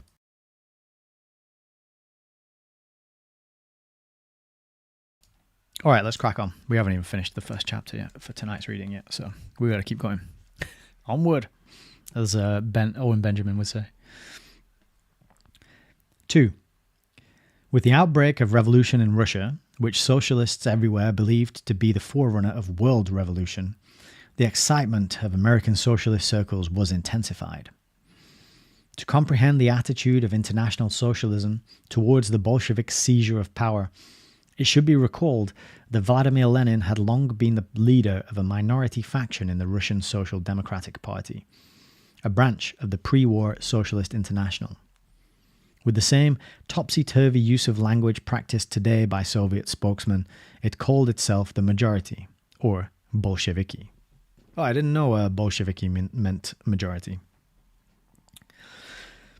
Prior to 1917, Lenin had attended congresses of the Socialist International in person or by proxy, and his militant tactics were privately condoned by a good many social democrats in other countries as being justified by internal conditions peculiar to Tsarist Russia. He was one of the socialist family, the wayward son who made good. The entire clan was impressed, even though it might sometimes be annoyed at his high-handed methods. In the coup of October 1917, Lenin was joined by Leon Trotsky, previously a member of the majority faction inaccurately dubbed the Mensheviki, or minority, in the Russian Social Democratic Party. During the premature revolution of 1905 in Russia, Trotsky had been closely associated with a Russian-born socialist and international mystery man named Israel Helfand, who took his doctorate in finance at a Swiss university and thereafter acted as a fiscal agent for various international socialist enterprises, better known by his cover name of Parvus. Helfand made a personal fortune in the Balkans and Turkey during the years just preceding and after the outbreak of World War I. Returning to Germany in 1915, he founded a socialist newspaper, Die Glocke, supporting the social democratic majority in the German party. He was frequently consulted on Russian affairs by the Imperial German government. It is an interesting sidelight on the shadowy origins of the Bolshevik Revolution to know that Parvus Helfand was the man who advised the German government to pass Lenin through Germany en route from Switzerland to Russia in 1917. He was also responsible for bringing Lenin and Trotsky together as joint leaders of the revolution. All this might seem remote from events in the United States, if it were not for the fact that Trotsky had spent several years in New York just prior to the October Revolution. His former associates there were delighted when he suddenly emerged as commandant of the Red Army and co-leader of the Bolshevik coup in Russia, that theoretical differences were overlooked in the general rejoicing. Personally, Trotsky enjoyed a considerable following among Russian-American labor groups in New York who formed the bulwark of the Rand School and the American Socialist Party. In 1915, the latter party had advocated use of the general strike as a political weapon. Its members and sympathizers were naturally interested when British socialists threatened to call a general strike in support of Trotsky's Red Army, stalled at Warsaw in August 1920 on what had appeared to be the start of a triumphal sweep through Europe. In its heyday, the Socialist Party of America had some 150,000 dues-paying members. It more nearly resembled Britain's Independent Labour Party, led by the maverick Fabian Keir Hardie, for whom the Intercollegiate Socialist Society staged a big Carnegie Hall rally, than the present British Labour Party, which came to prominence after World War I. By 1920, the American Socialist Party, an affiliate of the Socialist International, had succeeded in electing more than 1,000 of its members to political office, published hundreds of newspapers, secured passage of a considerable body of legislation, won the support of one-third of the American Federation of Labor membership, and was instrumental in organizing the industrial workers of the world. While it offered no serious electoral challenge to the two major political parties, its influence was far from negligible. Because of the Socialist Party's international ties and the strong sympathy so many of its members, themselves of Russian origin, displayed for the Bolshevik Revolution, there was some fear that socialist elements would take advantage of the industrial unrest predicted after World War I to organize politically inspired strikes and disorders in America. Even college boys too young to vote were being infected with the idea of radical social change. In the Intercollegiate Socialist for April-May 1919, a bi-monthly edited by Harry W. Laidler under the imprint of the ISS, the Reverend John Haynes Holmes, pastor of the Community Church in New York, urged that college youth be prepared to play a part in the stirring events anticipated for the post-war era. The Times call for a fearless and comprehensive statement of the socialist message, Reverend Holmes declared. Furthermore, this should be especially directed at the minds of our young men and women everywhere, for the Great War has prepared these minds for the sowing of the seed of radical social change. The same issue of the same publication contained an article entitled 2 Years of the Russian Revolution by Alexander Trachtenberg, member of the Executive Committee of the ISS and Director of Labor Research at the Rand School of Social Science. On page 32, Trachtenberg wrote, heatedly, quote, "Menaced by foreign military forces, the work of social and economic regeneration is now endangered. The Russian Revolution is the heritage of the world. It must not be defeated by foreign militarism. It must be permitted to develop unhampered. It must live, so that Russia may be truly free, and through its freedom blaze the way for industrial democracy throughout the world." And we all know what industrial democracy means, don't we? In August 1920, the Fabian Socialist-dominated Labour Party of Great Britain set an example to the American brethren of revolutionary action aimed at ending the threat of Allied military intervention in Soviet Russia. At a joint conference held August 9th at the House of Commons by the Parliamentary Committee of the Trades Union Congress, the National Executive of the Labour Party and Labour Party members of Parliament, it was resolved, quote, that this joint conference feels certain that war is being engineered between the Allied powers and Soviet Russia on the issue of Poland, and declares that such a war would be an intolerable crime against humanity. It therefore warns the government that the whole industrial power of the organized workers will be used to defeat this war. Executive committees of affiliated organisations throughout Britain were summoned to proceed to London for a national conference. Meanwhile, they were advised to instruct their members to be ready to down tools if and when the conference gave the word. On August 13th, the assembled National Conference pledged itself to resist any and every form of military intervention against the Soviet government of Russia. It demanded 1. An absolute guarantee that the armed forces of Great Britain shall not be used in support of Poland, Baron Wrangel, or any other military and naval effort against the Soviet government. 2. The withdrawal of all British naval forces operating directly or indirectly as a blockading influence against Russia. 3. The recognition of the Russian Soviet government and the establishment of unrestricted trading and commercial relationship between Great Britain and Russia. Although the British Labour Party at its annual conference in Scarborough 2 months before had voted by a large majority against affiliation with the Communist Third International, still Labour Party leaders were prepared to take extreme measures, far beyond the bounds of parliamentary propriety, to defend and preserve the socialist fatherland. The meaning was spelled out in a speech by J. H. Thomas, described as a relatively moderate British Labour leader of the day, who said, quote, "Desperate as are our measures, dangerous as are our methods, we believe the situation is so desperate that only desperate and dangerous methods can provide a remedy. These resolutions do not mean a mere strike. Do not make any mistake. They mean a challenge to the whole constitution of the country." Whether that widely publicised threat mirrored the actual sentiments of British Labour, then about 70% organised in trade unions, or whether it was merely a well-engineered bluff based on Fabian socialist control of Labour Party and trade union machinery, will never be known.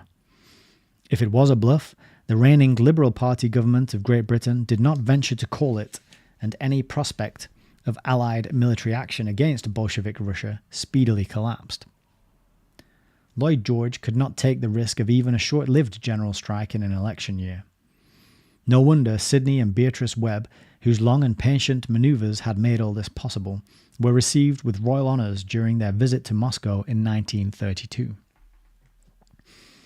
On August the 14th, 1920, the London Daily Herald, organ of the British Labour Party, edited by Colonel House's old friend George Lansbury, reported, quote, "Labour's National Conference yesterday made the dramatic decision to vest in the Council of Action full authority to call at its discretion an immediate national strike to enforce the demands of the conference.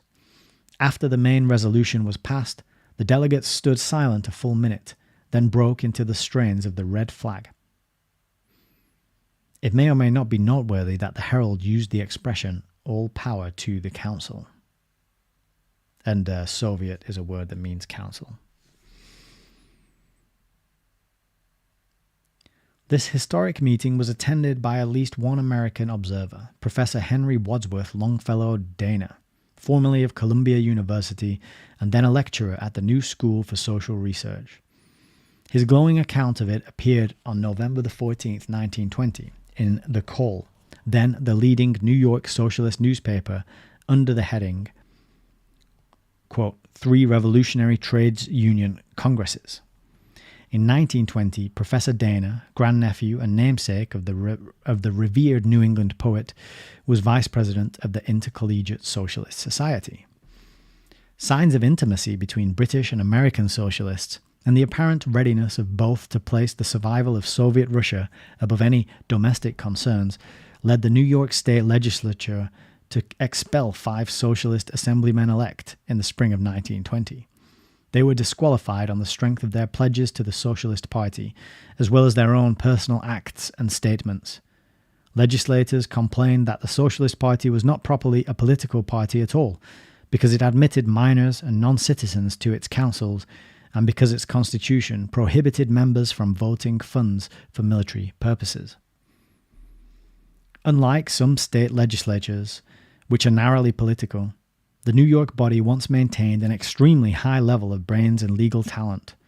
Its 1920 report on socialist activities, sometimes referred to as the Lusk Report and mockingly disparaged by socialist-minded publicists and historians, is a classic document that could serve even now as a model for for congressional investigators.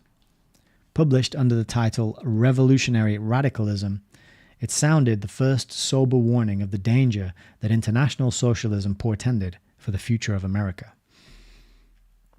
Among the ousted socialist assemblymen was that fun-loving old German-American revolutionary August Classens, who, in addition to his duties as a party agitator, also taught at the Rand School of Social Science. Some of his best friends had joined the Communist Party, which split away from the Socialist Party in 1919, and for a time was the object of Department of Justice raids indignantly protested by radicals of every hue. In a speech delivered early in 1919 at the Brownsville Labor Lyceum and reported in The Call, Classens was quoted as saying, quote, "There is little real difference between the Socialist Party and the Communists. We want to get to the same place, but we are traveling different roads. The reason they are being raided and we unmolested is not because we are considered more conservative, but because we are more powerful than those little groups." The power to which Classens referred was the voting strength of the big needle trade unions in New York City, which from their inception had voted en bloc for the Socialist Party. The socialist role of these unions is reflected in the dramatic history of the Jewish Daily Forward, described by one of its own editors as, quote, "a powerful instrument of socialist persuasion." At its National Convention of May 1920, the Socialist Party showed itself to be of two minds. One group, led by prominent instructors in the Rand School, insisted the party should not mislead the public, but instead should boldly proclaim its revolutionary principles and aims. Another group, led by Morris Hillquit, favoured Fabian tactics of delay and compromise, and advised modifying the party's constitution to meet the technical objections raised by the New York State Assembly. Shrewd and worldly wise as Sidney Webb himself, Hillquit judged that the United States was not yet ripe for revolution, and that there was nothing to be gained by forcing the issue. More clearly than many of his foreign-born associates, Hillquit recognized the essentially conservative temper of the American people. He foresaw the widespread resentment, especially among returning servicemen, that any direct attack on American institutions would provoke. Moreover, as a lawyer, he perceived the legal obstacles to undertaking a frankly anti-constitutional program. Since the purpose of the Socialist Convention was, after all, to draft an election program, Hillquit argued that the party could not win independent voters with a blanket statement of destructive aims. It must appeal to discontented elements throughout the country on a purely parliamentary basis. Had not Lenin only recently recommended parliamentary action for British Labour and warned against imitating too closely the first forms of the revolution in Russia? Denounced by old comrades as an opportunist, Hillquit was stung into making a public profession of his own radical faith. Quote, "We have never at any time changed our creed," he protested. "Never, certainly, to make ourselves acceptable to any capitalist crowd. As international socialists, we are revolutionary, and let it be clearly understood, we are out to destroy the entire capitalist system. The capitalist system must come to an end." And that quote comes from Revolutionary Radicalism, Volume 2, page 1599. While that rousing pronouncement, so just be grateful that we're not reading a book that long. That would take us probably the rest of the year. While that rousing pronouncement hardly justifies the label of right-wing socialist, which is sometimes applied to Hillquit, in practice his counsel of caution won the day. The party's constitution was amended, and the 5 expelled assemblymen were duly permitted to take their seats in the New York State Legislature. In the presidential election of 1920, the Socialist Party chalked up nearly 1 million votes for its candidate, Eugene V. Debs, who directed his campaign from a prison cell. But it never again conducted a major national campaign. By 1921, its membership had dropped to a mere 13,500, only a few thousand more than when the party was founded. Whatever the future of socialism in America, as a Columbia University historian remarked, obviously it no longer lay with the Socialist Party. And that is the end of chapter 14. My nose is off the chart itchy tonight. Apologies for all the nose touching. I know it's not a good look. But I'm only human. And this is how you know that I'm not an AI bot, because they wouldn't program an AI to keep messing with his nose, would they? 1 second, I'm just going to give myself a nose blow.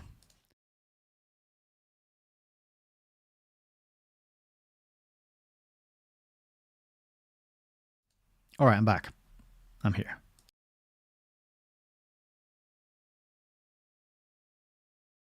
What do we think of that chapter? I'm going to catch up on the comments here. We've got a few. Frank Lennon says, King Charles the Turd? Well, I did find it funny because he's the third King Charles, right? And the first two weren't particularly good from what I'm no expert on them. I do have an old book about, I think it's King Charles II down here.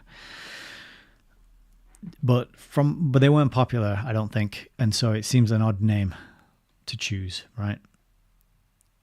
Gwen says, I can't remember getting anything but a bag of baby stuff. I think that's in reference to the Red Book, the NHS Red Book. LJ Bates says, joining dots. Dave says, 1919, the Marxists tried to take over Germany. Spartacist uprising. Oh, thanks for that. I didn't know about that. LJ says, Gwen, those red books made you paranoid about whether your baby was following the growth sentinel graph and their head circumference. Yeah, that's what it's all about. It's about being paranoid, making you worry, stress, making you feel that parenthood is a roller coaster of emotions, and to try and condition you into it being traumatic so that you won't encourage other people to do it. I think it's probably part of the Depop agenda, isn't it? Frank says, Lenin is not his real name. It was Vladimir Ilyich Ulyanov. And I'm sure you appreciate my impeccable pronunciation there. LJ says those red books are also for keeping their injections up to date. Dave Stevenson says, and yeah, so you just made the same point at the same time. Celine Lyon says, sorry I'm late, Nick. You are forgiven? You're only forgiven on the condition that the reason you're late is because you were watching one of my other videos, though. We already established that earlier in the stream. No, I'm just kidding. I'm glad you're here. Okay, so that was chapter 15. No, the next chapter is 15. That was chapter 14. More information. So we can see this 1921 was a really key turning point with the failure of, with all the Russian Revolution, and then the outcome of that making people look at it again and go, maybe this thing is not so good. But then a bunch of people going, okay, no, we still want to do it, but we just got to rebrand it and go about it in a different, more indirect way. Seems to be the conclusion some people reached, rather than being horrified and reassessing all of their presuppositions about the system and what it would be like. They came to the conclusion that, they just did it wrong.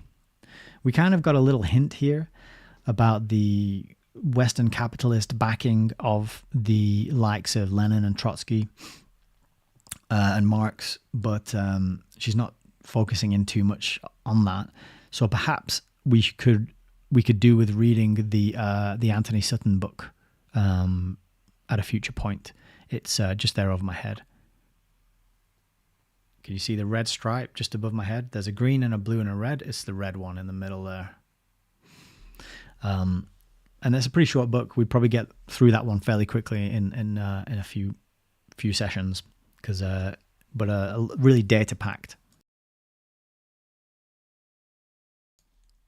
So, pretty good stuff.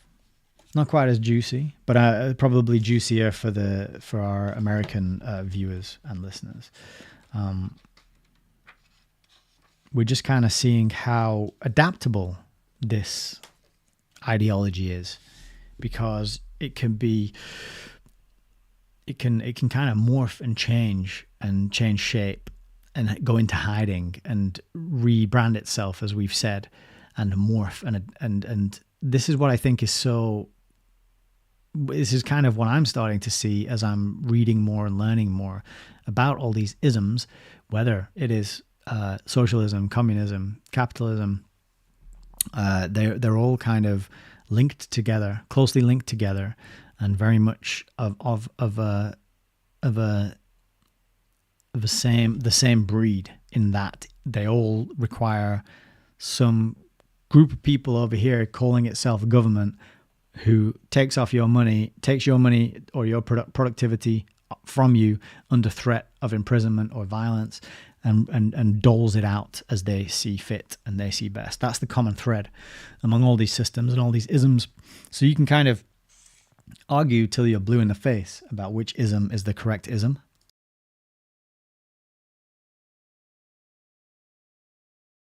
But if it's not built on consent, if the foundation of it is built on the basis of extortion and threatening with violence and imprisonment and theft, then it's the same system, isn't it? Really, let's be honest.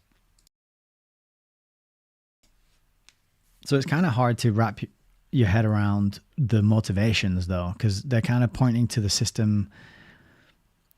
They're kind of pointing to problems and well, actually, Nigel talks about this in the interview that we just did with him, and he's saying that there was a time in history where we enjoyed what came very close to being economic freedom, where things were just guided by the votes that millions of people made with their money every single day, and the choices, the sovereign individual choices that they made on what to buy and what to do with their money.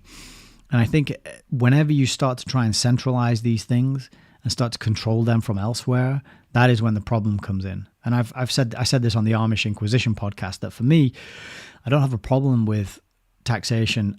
I don't have a problem with government and organizing groups getting together, as long as it's all voluntary. And I would much prefer it to be decentralized, so that, my area has its little council, this little group of people who are elected, but I want to be able to go around to their house and talk to them and know them by name and have interaction with them, so that I can say, look, I don't agree with what you're doing here. And I also want the option to withdraw my consent if I think the system is not something I want to be part of. I'm going to just, okay, I don't want to be part of that anymore. I'm going to go over here and do my thing. You leave me alone, and that'll be all well and good. And I think this is more like the tension that we kind of see playing out through history. Is there's a group of us who just want to be left alone, but they never leave us alone. And I think that was also what Mark Devlin touched upon in one of his recent videos as well, is that, he said something which I resonated with. He said that he's most happy when he's just on his own, doing his own thing, doing what he wants to do, causing no harm to any other living sentient being. And I'm the same. I could just play my guitar, go for long walks, bury my head in a book, and not cause anyone any problem. But if I stop paying my dues and I stop participating in the systems, then it could be a bad outcome for me. I might not be able to eat. I might be homeless. I might find myself sleeping rough on the street, or shunned by the people who knew me. And it's kind of hard to imagine and unthinkable what it might be. But you can't just opt out and say, right, I'm going to go and live over here and do my own thing and leave me alone. Thank you very much, please. It's not much of an option. Although I'm sure it is an option. I'm sure there's a way of doing it. It's just a case of applying a bit of intention, doing some learning and figuring it out. But they don't make it easy, is kind of the point that I'm trying to make. So hopefully you enjoyed that chapter. And I think we shall plow on and get another one done, because we are only 2 hours in. We can definitely get another one done. So the next one is the more it stays the same. So the evolution of this ISS and into the LID, the lid, I think that's another very key takeaway, something to bear in mind, along with the rollout of Keynesian economics and this system of big government, centralized control. We've also got these organizations and how the movement for socialism, which is, as we found out, which is basically the same as communism, which is the same as technocracy, it's all the same thing. This movement to bring socialism in rebranded itself as a movement to bring in and spread democracy, right? So when you're being told that this is extremely dangerous for our democracy by all those talking heads on those millions of TV channels that you've got over there in America, what they're talking about is this is extremely dangerous for our socialist system of exploitation and central control over the means of production. Celine Lyon. Oh, I'm glad you put a comment in there. I thought I've just been talking to myself for the last 10 minutes. The language spelling is very powerful, and they know this and use it to manipulate people's minds. View, whether that be the Bible or mainstream media, it's all the same. Yeah, spelling. You spell words. You cast spells. What do you do as well with the television? You broadcast, right? You cast a spell broadly. You broadcast.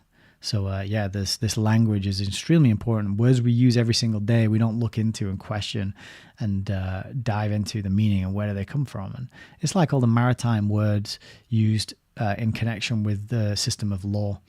Can't think of any off the top of my head, but Parallel Mike does a good discussion on that on his video, and plenty of other people cover it better than I could right now. But the words are deliberate. They have meaning. Like, I don't know what it is, but I bet there's some link between ISS. You've got ISS as we're reading it here, and then later on you've got the ISS, the International Space Station. And it's international in terms of bringing the world's countries together, the world's people together under this one system. So you've got the intercollegiate socialist society trying to do that, trying to break down national borders, trying to get rid of Christianity, individualism, trying to get rid of capitalism, trying to usher in a one world system of control. That has to be rebranded because a bunch of people died in Russia under that system, and we got to distance ourselves from that.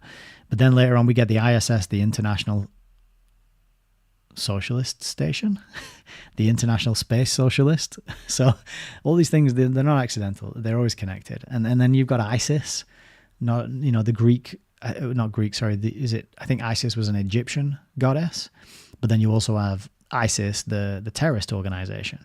So you've got these letters popping up all over the place. And then you've just got the fact that we use the pronoun I, but that's also the same word as I, the same homonym, the same sound the way you say it. You've got the I, and then you've got I.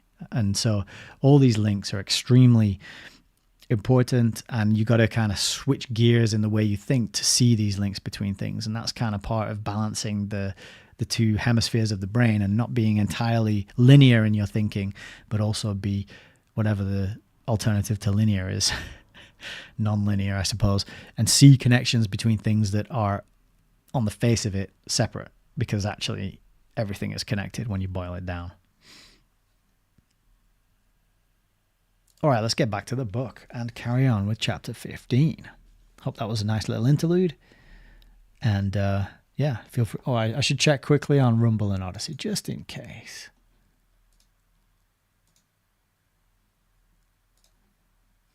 Nope. Nobody. It's crickets over there. Okay, 15. The more it stays the same. Oh, I just got to move my mic. 1 second.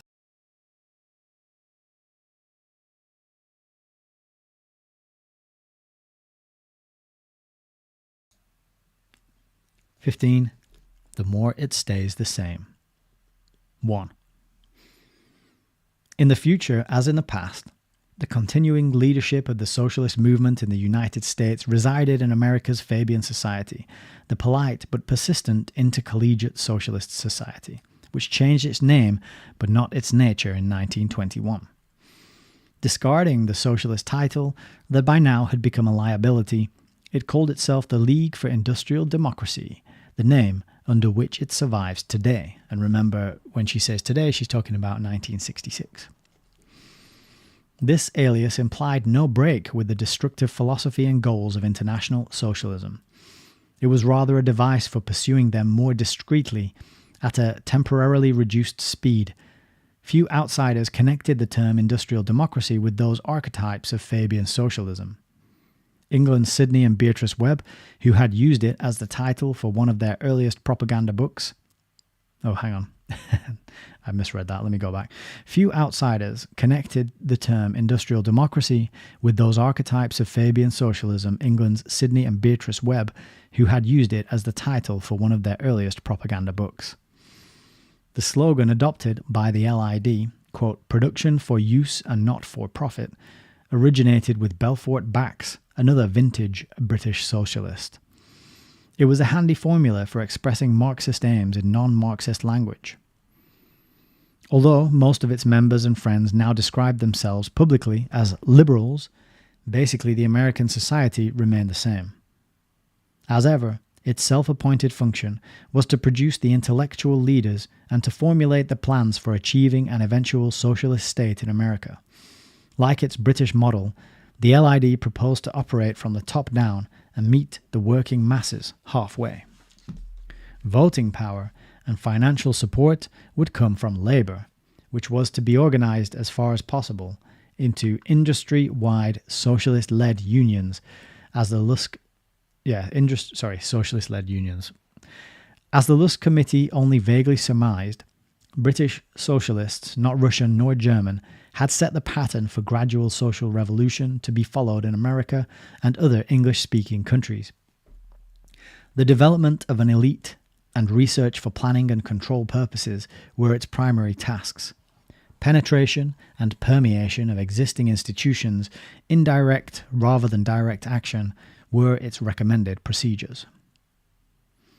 Owing to the greater expanse and complexity of the United States as compared to England, and to the wide variety of opinions due to the varied national origins of its people, special emphasis had to be placed on the formation of opinion-shaping and policy-directing groups at every level, particularly in the fields of education, political action, economics, and foreign relations. While as yet such groups existed only in embryo, and socialist programs were in public disrepute, sooner or later the opportunity for a breakthrough would come. The way of the turtle was slow but sure. Superficially, some changes in LID operations were made in deference to the times. Adults were now frankly admitted to membership in an organization which they had always dominated. Student chapters, disrupted by the war, had almost disappeared, but until 1928, no direct effort was made to revive them in the name of the Students' League for Industrial Democracy. For the moment, it seemed more prudent to operate through the new Intercollegiate Liberal League, formed in April 1921 at a Harvard conference attended by 250 student delegates from assorted colleges. And if you'll notice, that is the ILL, or the IL. Keynote speakers at this conference included such trusty troopers as the old Intercollegiate Socialist Society as Walter Lippmann, Henry Mussey, Charlotte Perkins Gilman, and the Reverend John Haynes Holmes, all billed as liberals rather than socialists. The objectives of the organization, as stated in the prospectus, were even more carefully understated than those of the former ISS. They were, quote, the cultivation of the open mind, the development of an informed student opinion on social, industrial, political, and international questions.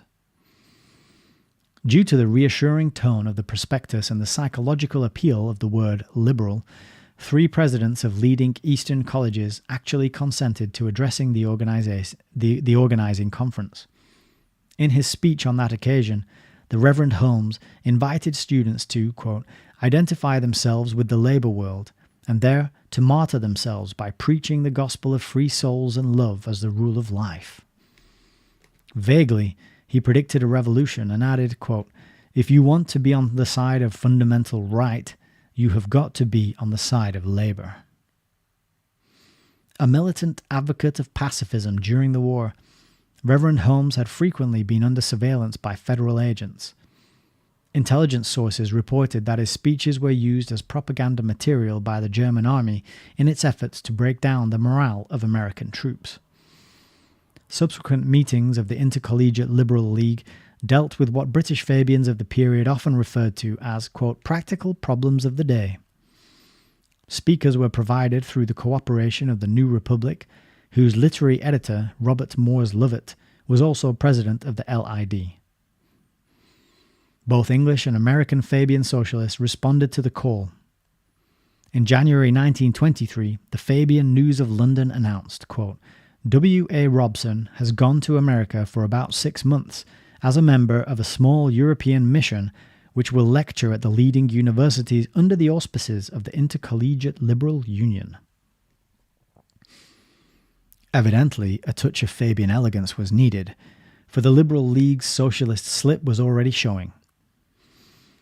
In 1922, that outspoken American socialist Upton Sinclair, making a tour of the universities, had delivered several lectures sponsored by the Intercollegiate Liberal League, and very nearly succeeded in exposing its socialist origin. Concerning such incidents, a committee of the American Association of University Professors reported tolerantly, quote, "The Intercollegiate Liberal League suffered from misinterpretation and somewhat at the hands of heresy hunters." In 1922, it merged with the Student Forum, and its membership numbered a select 850 on 8 college campuses. Like the young people whom it was schooling in duplicity, the parent LID cultivated a liberal look and an air of candid innocence. This pose was rendered more credible by the fact that certain troublesome cooperators had voluntarily withdrawn from the ISS. Gone but not forgotten were firebrands like Ella Reeve Bloor, Elizabeth Gurley Flynn, William Z. Foster, and Robert Minor, who had been active in the violent IWW-led strikes of other years and who later became top functionaries in the Communist Party. Just had a sneeze there.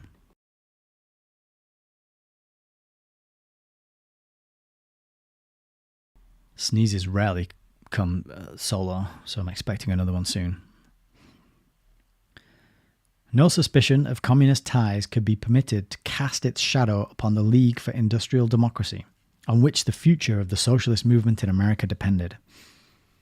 Yet individual members and even ranking officers acted independently or through subsidiary organizations, continued to display a puzzling solicitude for the well-being of illicit communists.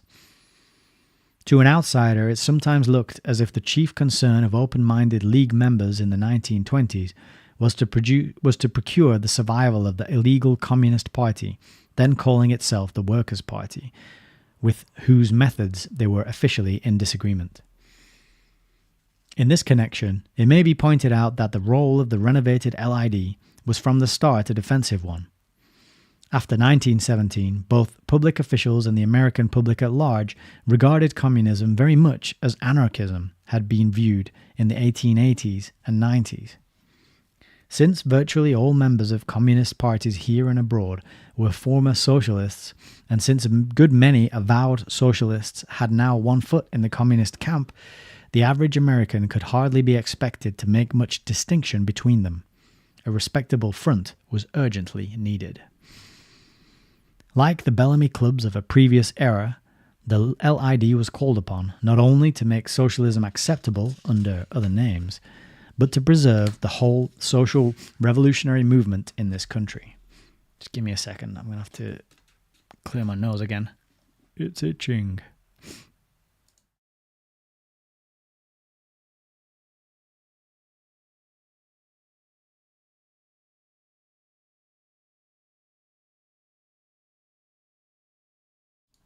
All right, we're back. Oh, such a relief.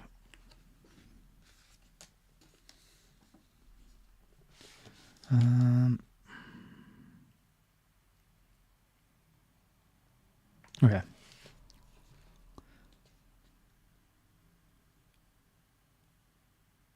Left can speak to left, a principle later voiced by the British Fabian Ernest Bevin at Potsdam, was its undeclared but pragmatic rule of action. There is no doubt that radicals of every kind were highly unpopular in the United States after World War I, and no doubt there were good reasons. Information had been received linking a number of left-wing publications in this country with the Communist International's propaganda headquarters in Berlin. As a result, the Department of Justice launched an all-out drive to immobilize centers of seditious propaganda in America. A series of raids was conducted in 1919 to 1920 by order of Attorney General Mitchell Palmer, which led 4 Harvard Law School professors headed by Felix Frankfurter to file a protest with the Justice Department.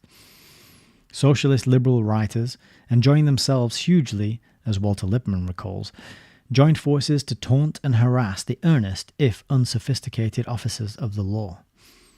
When steps were also taken in 1919 to 1920 to close the Rand School of Social Science on grounds that it harbored known Bolsheviks, There was some fear that even the intercollegiate socialist society itself might soon be exposed to summary action. Not only August Classens, but a whole flock of ISS valued cooperators were listed as instructors and lecturers at the Rand School in June 1919. When the New York State Legislature appointed a committee headed by Senator Clayton R. Lusk to investigate radical activities, the senator's methods were of a classic simplicity. He issued a search warrant and called for state troopers to escort the investigators who descended suddenly on the Rand School, impounding records and files. On the basis of evidence so obtained, the committee took steps to close the school by court injunction and throw it into receivership. With the help of Samuel Untermeyer, a prominent New York attorney whose brother, Louis, taught modern poetry at the Rand School, the injunction was lifted and the school's records were returned. Thereupon, the so-called Lusk laws were passed, requiring all private schools in New York State to be licensed. The purpose was to close the Rand School on grounds that it did not meet the necessary qualifications.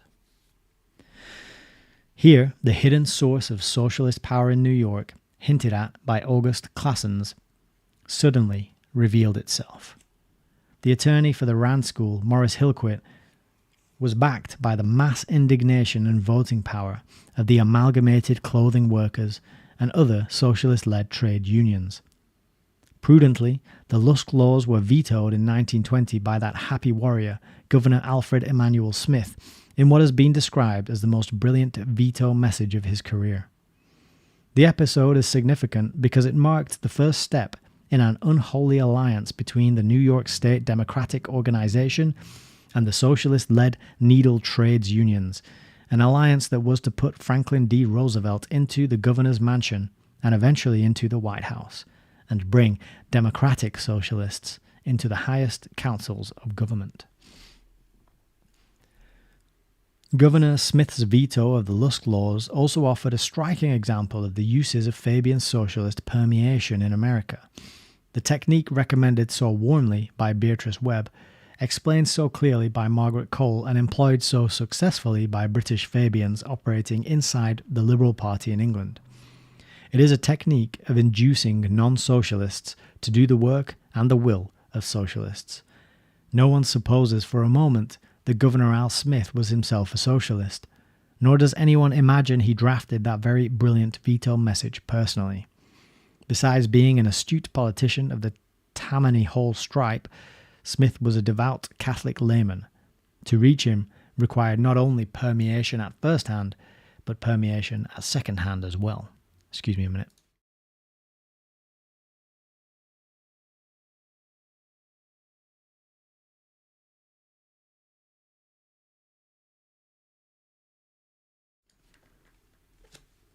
And we're back. In this instance, it may be noted that one of Governor Smith's counselors on matters involving, quote, social justice was Father, later Monsignor, John Augustine Ryan of the National Catholic Welfare Council, who in 1915 founded the Department of Social Sciences at the Catholic University of America. In an objective analysis entitled The Economic Thought of John A. Ryan, Dr. Patrick Geraghty has revealed that much of Father Ryan's thinking on social and economic matters was derived from John Atkinson Hobson, the British Fabian socialist philosopher and avowed rationalist. In 1919, Father Ryan had already unveiled the draft of a post-war Reconstruction plan in an address delivered in West Virginia before the conservative Knights of Columbus. The Ryan Plan has since been known by the somewhat misleading title of The Bishop's Program of Social Reconstruction, because it was printed over the signatures of 4 bishops who formed the National Catholic Welfare Council's Executive Committee. It was reprinted in 1931, just prior to the election of Franklin Delano Roosevelt as president. An illuminating fact about the plan was that it took special note of, quote, the social reconstruction program of the British Labour Party, a program written by Sidney Webb and published as Labour and the New Social Order. Father Ryan specifically cited the 4 pillars of the Webb opus. Concerning them, he stated, quote, "This program may properly be described as one of immediate radical reforms leading to complete socialism. Evidently, this outcome cannot be approved by Catholics. True to Catholic orthodoxy, quote, complete socialism must be rejected, but not the bulk of the ill-begotten Fabian reform program. Illogically, Father Ryan praised the means while rejecting the end. Although his views certainly cannot be regarded as typical of the Catholic leaders of his day, he left disciples behind him and founded a school of thought which has since come to be accepted unquestioningly by many otherwise devout Catholic teachers and students of the social sciences. More concretely, Father Ryan defended in speeches and articles the right of the 5 expelled Socialist assemblymen to be seated in the New York State legislature. In 1922, his name appeared on the letterhead of the Labor Defense Council, a joint socialist-communist construct set up to obtain funds for the legal defense of illegal communists arrested at Bridgman, Michigan, whose attorney of record was Frank P. Walsh.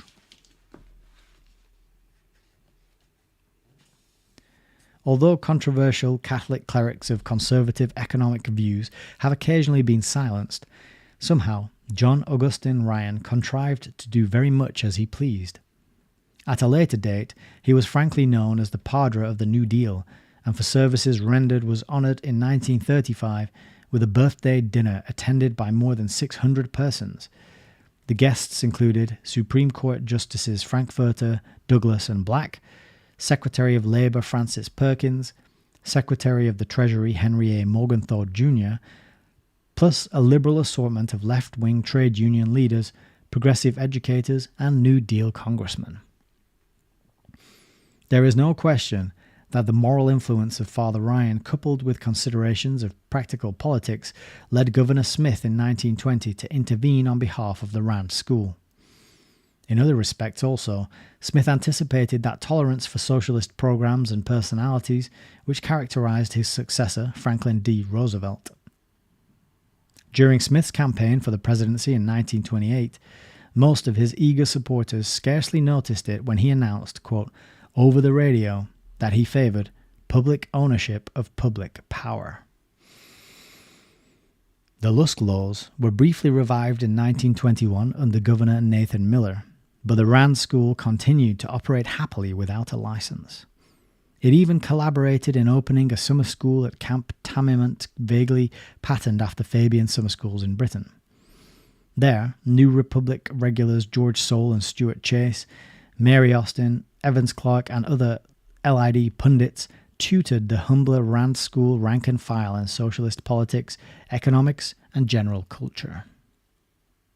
With time and patience, the school settled its legal difficulties and has survived to the present day as a teaching, research, publishing, and propaganda center of peaceful Marxism known as the Tamiment Institute.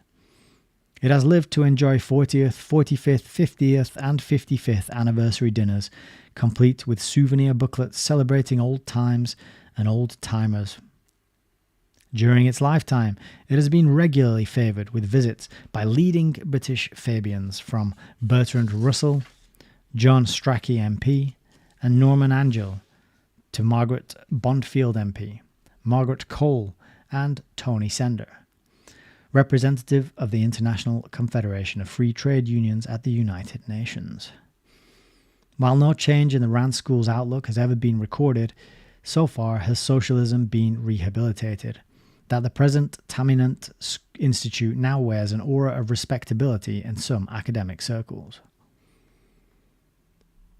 In the same year that the Lusk laws were revived and every known radical organization in the country seemed to be under fire, the LID chose Robert Moores Lovett, professor of English at the University of Chicago, as its president, a post he was to hold for 17 years. He was a man of keen intelligence, quiet charm, and unfailing courtesy, with a thorough knowledge of 19th century English prose, sometimes called the literature of protest. To paraphrase Henry Adams, Lovett had been educated for the 19th century and found himself obliged to live in the 20th, a situation to which he was never quite reconciled. Born on Christmas Day to thrifty, pious New England parents, he came of pilgrim stock, but never referred to it. He had graduated summa cum laude from Harvard in the days when Bellamy-type socialism, adorned with touches of John Ruskin and William Morris, was attracting young Cambridge intellectuals, and he made connections there that lasted until his death at the age of 84. During the 1890s, Lovett went to Chicago to assist University President John Rainey Harper in bringing culture and scholarship to the booming Midwest. Soon, he became a sort of campus legend by virtue of his wit, audacity, kindly disposition, and practically unshakable aplomb. An inveterate diner-out and something of a bon vivant, he was punctual in keeping appointments and punctilious in meeting his commitments, academic or social. Because of a certain engaging simplicity of manner, all his life people were eager to protect him and insisted he was somehow being taken advantage of. Though the fact was that he invariably did as he chose, without excuses or explanations. Through his wife, a close friend of Jane Addams and Florence Kelley, Lovett was drawn into the circle of sentiment workers, social reformers, pacifists, American socialists, and visiting British Fabians that revolved around Hull House. Due to his own pacifist activities during World War I, he became a scandal to patriots and a hero to socialists. The event that transformed the rather aloof university professor into a public figure was a mammoth peace meeting in Chicago, which ended in a riot. The circumstances under which Lovett happened to preside at that gathering shed some light on his subsequent career. At the last minute, the original chairman of the meeting failed to appear, and other possible substitutes evaporated. Nobody of prominence could be found willing to take the responsibility for an event almost sure to provoke a public scandal. Obligingly, and with a certain amused contempt for the absentees, Lovett agreed to act as chairman, thereby inaugurating a long and tangled career as frontman for a legion of left-wing organizations and committees.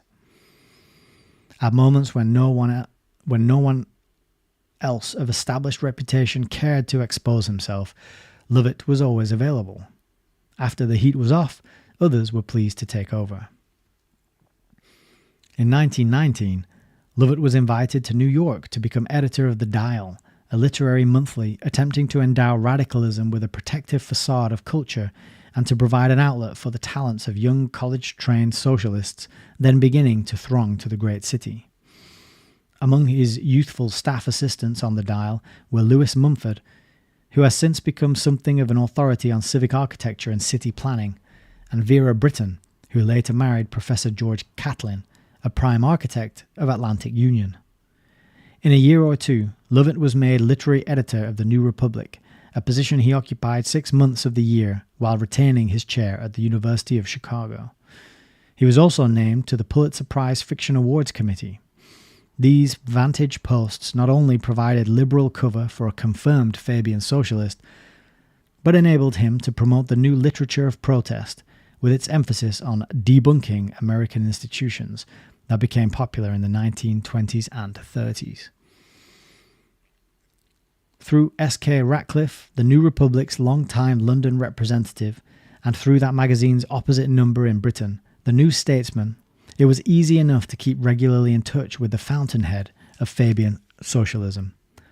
So many eminent British Fabian authors and educators were busily travelling back and forth across the Atlantic to share in the wealth of a country whose crassness they deplored, that they passed each other in transit on the high seas. Scarcely a one missed being entertained at the New Republic's weekly staff luncheons, and Lovett and his associates were helpful in booking many on the lucrative university lecture circuit. As he confided to friends, Lovett longed to visit England, but was blacklisted by the British Foreign Office because he had aided some Hindu revolutionaries, only incidentally financed by German agents during the war. Thus, contacts between the Fabian Society of London and the titular head of its American affiliate necessarily remained indirect. For the time being, perhaps it was better so. Got a couple of comments here as well from Celine Lyon. God is literally man-made. That's quite a bold claim. I'm not going to challenge it or dive into the arguments either way on that one right now. The International Sophist Society, the ISS, and opinion shaping. Celine Lyon says, let's write a book and claim it came from the creator of this realm. Well, why not? I mean, I guess everything that can be written must indirectly come from the creator, right? Because none of it would be here if he hadn't created things in the first place. Or she, or it, or they. Who knows? All right, part 2. Throughout the 1920s, while the United States was enjoying a giddy whirl of industrial growth and paper profits, and the outwitting of prohibition agents became a major national pastime, there was always that same small, close-knit core of studious men and women bent on remaking the country according to a more or less veiled Marxist formula. Bitterly disappointed that World War had not produced a worldwide socialist commonwealth, they still found much to console them in the international picture. The predominance of the Social Democratic Party in Germany, the existence of a somewhat crude but frankly all-socialist state in Soviet Russia, and the emergence of Fabian's socialist-controlled Labour Party as the second strongest political party in Britain. These developments gave them hope of being able, someday, to bring the unwilling United States to heel.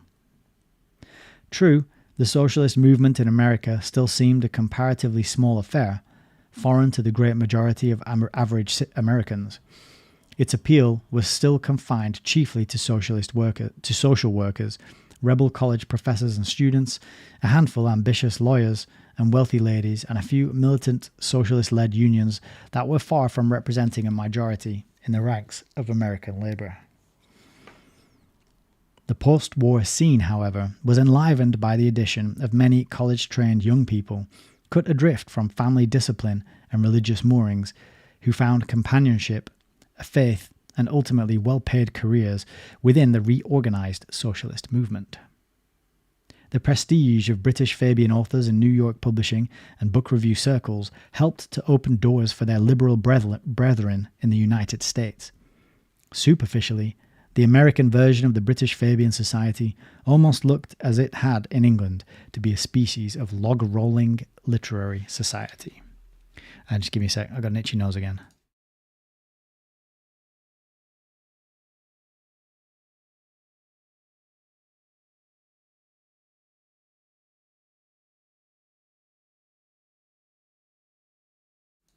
All right, we're back.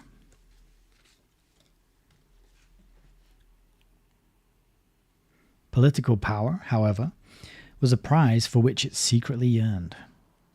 Insignificant as its efforts in that direction might appear at the moment to be. Socialist intellectuals already aspired to influence the military and foreign policy of the United States and continued to plan quietly for the creation of a socialist state in America within a world federation of socialist states. Their post-war aspirations had been foreshadowed in a wartime program issued early in 1917 by the American Union Against Militarism, a program that in a small way echoed the British Fabian socialist plan contained in Leonard Woolf's International Government.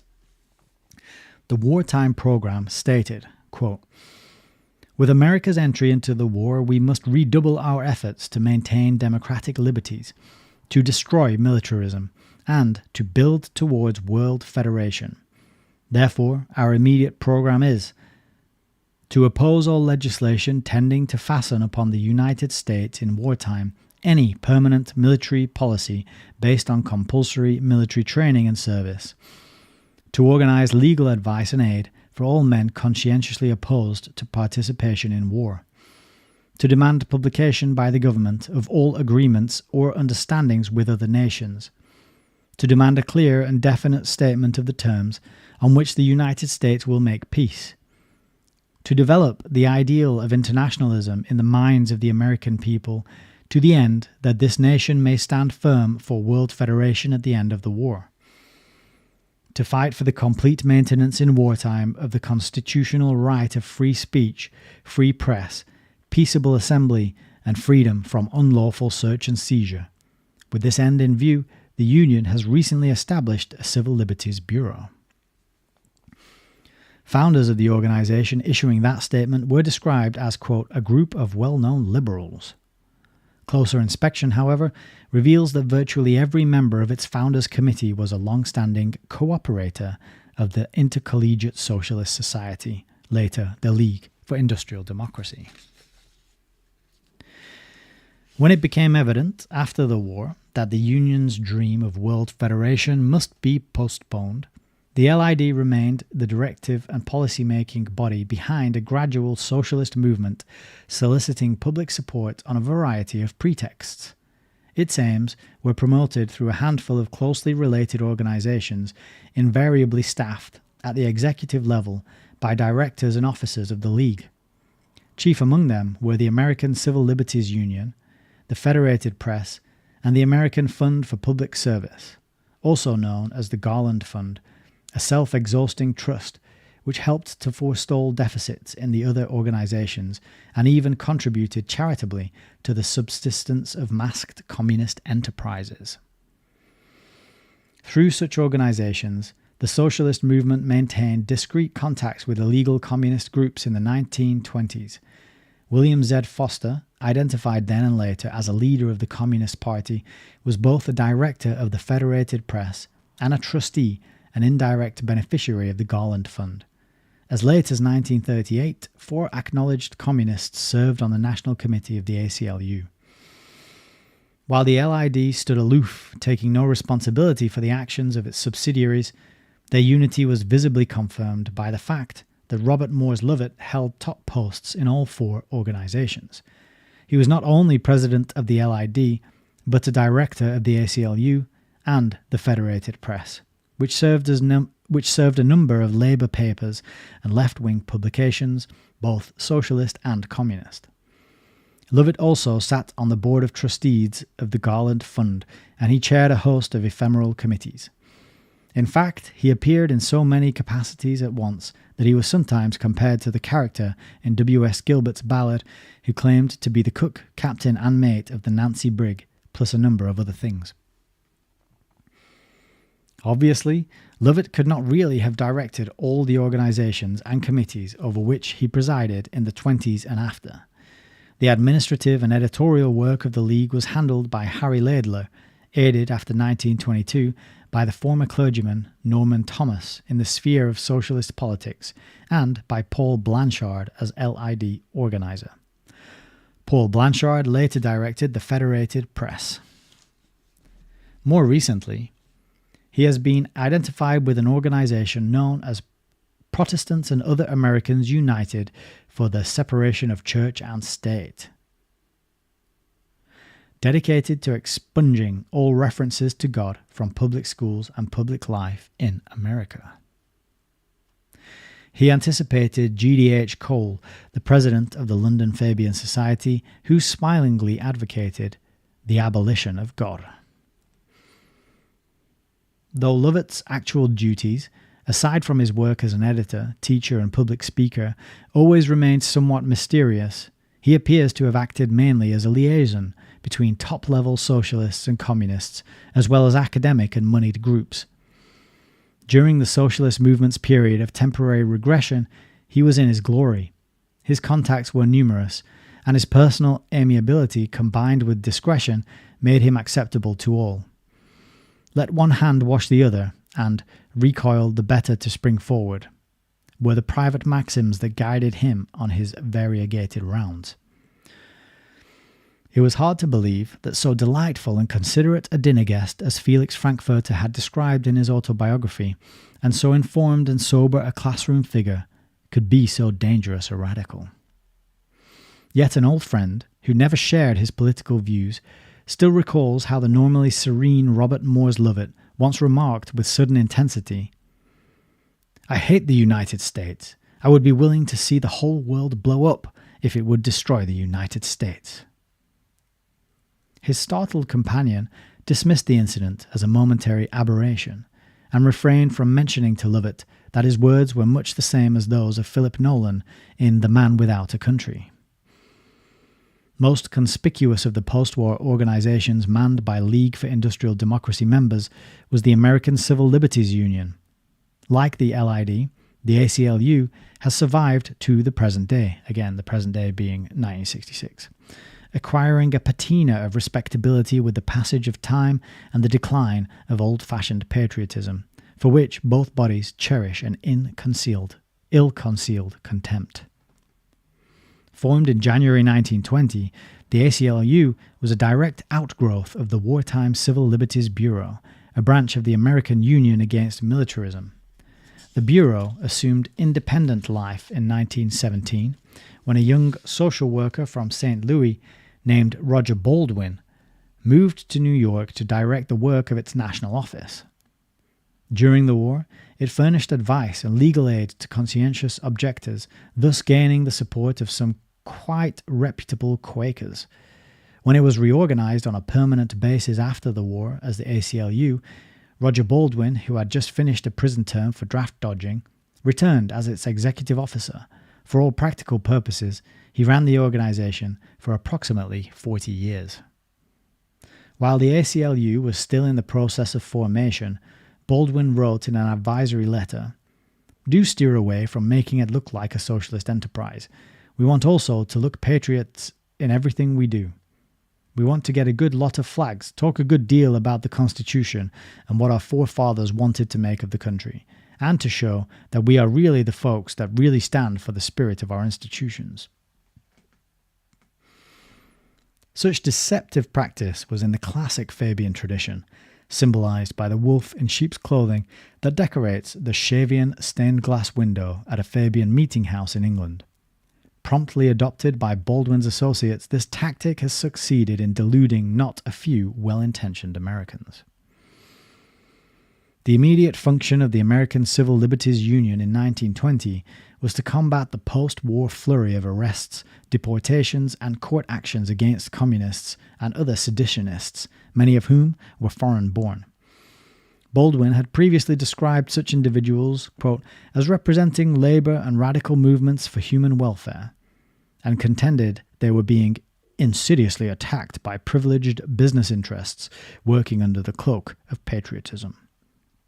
Twin weapons of the quasi-forensic ACLU were legal aid and a species of propaganda designed to arouse public sympathy for the, quote, victims of the law, an expedient normally frowned upon by the American bar. If it was Roger Baldwin who defined the propaganda line, another founder of the ACLU, Harvard law professor Felix Frankfurter, provided the legalistic approach. In his protest of 1920 to the Department of Justice, in his argument as amicus curiae before a federal court in Boston, where he assured the right of habeas corpus to criminal aliens awaiting deportation. And earlier, in two reports submitted as counsel for President Wilson's Mediation Commission, Frankfurter initiated the mischievous practice of invoking the Constitution for the benefits of its avowed enemies. Perhaps more than any other American, Frankfurter helped to establish the fiction that it is somehow unconstitutional and un-American for the United States to take measures to defend itself against individuals or groups pledged to destroy it. His reports on the Preparedness Day bombings and the Bisbee deportations won him a sharp rebuke from that forthright American, former President Theodore Roosevelt, who wrote in a personal letter to Frankfurter, quote, "I have just received your report on the Bisbee deportations. Your report is as thoroughly misleading a document as could be written on the subject.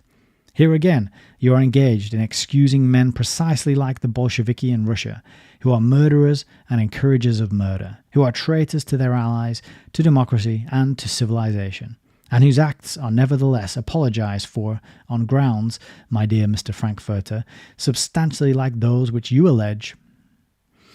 In times of danger, nothing is more common and more dangerous to the Republic than for men to avoid condemning the criminals who are really public enemies by making their entire assault on the shortcomings of the good citizens who have been the victims or opponents of the criminals.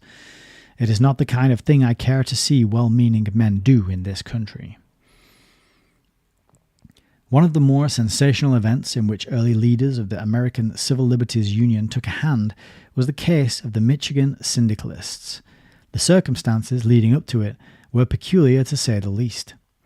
In August 1922, a Hungarian agent of the Communist International, one Joseph Pogany, alias Lang, alias John Pepper, arrived illegally in the United States. Having assisted in setting up the short-lived Bela Kun government in Hungary, he was presumed to be something of a specialist in the bloodier forms of revolutionary behaviour. Pogany brought with him detailed instructions for organising both legal and illegal branches of the new Communist Party USA. Those instructions were to be divulged by him at a secret communist convention held at a camp in the woods near Bridgman, Michigan, which was duly raided by the authorities. As a result, 17 communists, including William Z. Foster, then editor of the Labour Herald, were arrested and arraigned under Michigan's anti-syndicalist laws. At his trial in Bridgman, Foster, who later openly headed the Communist Party, testified under oath that he was not a communist, thereby escaping conviction. Many others attending the conclave had prudently slipped away the night before the raid, leaving a mass of records and documents behind. In sifting this material, it was discovered that several of the delegates were connected with the Rand School of Social Science. Some, like Rose Pastor Stokes and Max Lerner, have since been listed as cooperators of the LID. Max Lerner, a bright young intellectual who had been a student leader of the Intercollegiate Socialist Society at Washington University in St. Louis, was among the 17 persons arrested in or near Bridgman. Like Foster, he claimed to have attended that secret convention in an editorial capacity. What his other motives may have been are not recorded, since from that time forward, Lerner appeared to operate strictly within the framework of the Fabian socialist movement.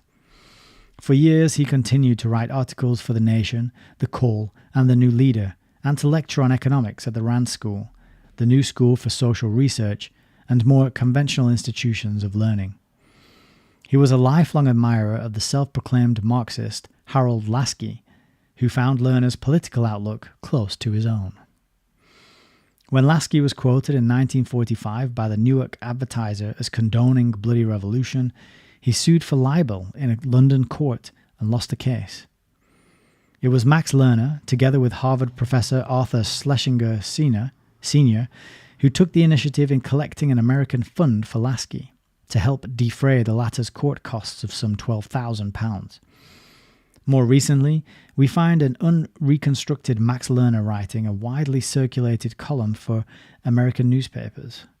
In an article sent from Switzerland in August 1963, he deftly exploited the malodorous Stephen Ward pandering case, forced into prominence by the Fabian Harold Wilson MP, as a means of promoting sympathy for socialism. The pained outcry that the Bridgman case evoked in the 1920s from socialist liberal writers and publicists was symptomatic of a curious phenomenon never explained by medical science. Would a communist and a socialist... wound a communist and a socialist bleeds. That's it. A circular letter of April the 6th, 1923, soliciting funds for the legal defense of the arrested communists, described them plaintively as a, quote, group of men and women met together peacefully to consider the business of their party organization. This letter appeared on the stationery of the Labour Defence Council, whose national committee included the names of well-known communists. It was signed by 8 equally well-known members of the LID and or ACLU.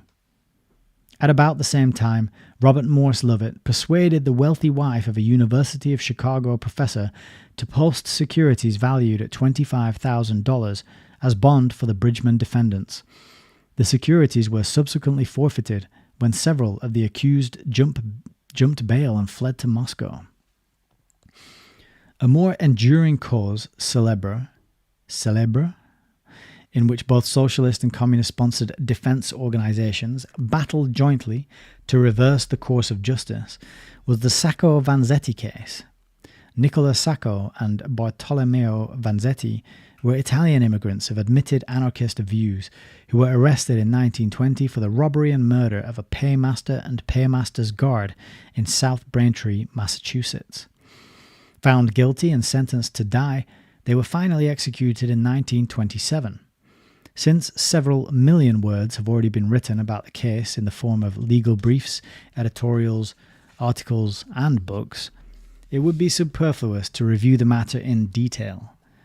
Some $300,000 was contributed for the legal defense of those two obscure immigrants about whom nobody cared, as Arthur that's a really hard one to say. Arthur Schlesinger Jr. has described them sentimentally in The Age of Roosevelt. Left-wing leaders had apparently promised Sacco and Vanzetti they would be saved at any cost, and a mighty effort was made to that end. All the available propaganda stops were pulled out. The whole spectrum of leftist literary lights, from liberal to socialist to communist, was brought into play. Academic socialism's foremost figures were enlisted to dignify the campaign, and student organizations were rounded up. Among the legal scholars who helped to prepare documents on the case was Harvard Law professor Francis B. Sayre, son-in-law of Woodrow Wilson, and a relative of the Reverend John Nevin Sayre. The Brandeis family became so emotionally involved in the cause of the two allegedly persecuted immigrants that Justice Brandeis felt obliged to disqualify himself when the question of reviewing the case reached the Supreme Court. For several years, the Harvard campus was split down the middle on the issue of Sacco and Vanzetti's guilt or innocence. Professors Felix Frankfurter and Arthur M. Schlesinger, Sr., rallied the innocence mongers. They were supported by Roscoe Pound, Dean of the Law School, and a disciple of Brandeis in the field of sociological law. On the other hand, University President A. Lawrence Lowell urged moderation and suggested that some credence be placed in the good faith and common sense of Massachusetts judges and law enforcement officers. So vehemently did Felix Frankfurter denounce his academic superior that it was suggested the little law professor resign. "Why should I resign?" asked Frankfurter, adding insolently, "Let Lowell resign." When it was all over, the long-suffering President Lowell wrote in mild exasperation to Dean Pound that he thought, "1 Frankfurter to the pound should be enough." Not only The Nation and New Republic, but at least two respected New York dailies insisted to the end that Sacco and Vanzetti were the blameless victims of a Red Scare or public witch hunt. So impassioned and so confusing was the public debate that some Americans today are still under the impression that Sacco and Vanzetti were somehow framed or railroaded to their death. Only recently, a final confirmation of their guilt has come to light. It was contained in a quiet announcement by Francis Russell, a man who has spent the better part of his life seeking to demonstrate Sacco and Vanzetti's innocence. In the June 1962 issue of American Heritage, Russell told how he finally traced the long missing bullets found in the body of the paymaster's guard, Berardelli, to a police captain now deceased. 2 ballistic experts, using modern techniques, analyzed the bullets and testified they had unquestionably been fired from the .32 caliber pistol which Sacco was carrying at the time of his arrest. Thus, Francis Russell was forced to conclude that Sacco wielded the murder weapon and that Vanzetti was at least an accessory. Oddly enough, a similar conclusion based on less objective evidence was made public by Upton Sinclair in 1953.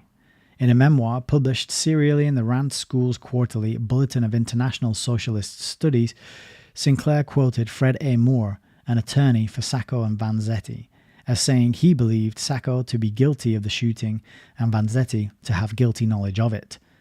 Sinclair further relates how Robert Maynard, a Communist Party official, telephoned him long distance in Boston and begged him not to repeat the attorney's opinion. "You will ruin the movement. It will be treason," cried Maynard. From that indiscreet telephone call, It is inferred that Sacco and Vanzetti may have robbed and killed to fill the party's underground treasury, as Stalin and his Bolshevik comrades are known to have done in Russian Georgia during 1910 to 1911. At any rate, the missing payroll funds amounted to nearly $16,000 were never recovered. A third man, reported by witnesses to have assisted at the South Braintree crime, vanished coincidentally with the cash. This, however, is not the legacy referred to by Professor Arthur M. Schlesinger Sr., who in 1948 wrote the introduction to an emotion-packed volume perpetuating the martyr legend of the poor fish peddler and the good shoemaker. As of 1962, Schlesinger's son, Arthur Jr., was a member of the National Committee of the American Civil Liberties Union, which had handled the appeals and coordinated the propaganda in the historic Sacco and Vanzetti case. That is the end of chapter 15. How about that then? What do you think? I'm going to just take a sip and move the mic.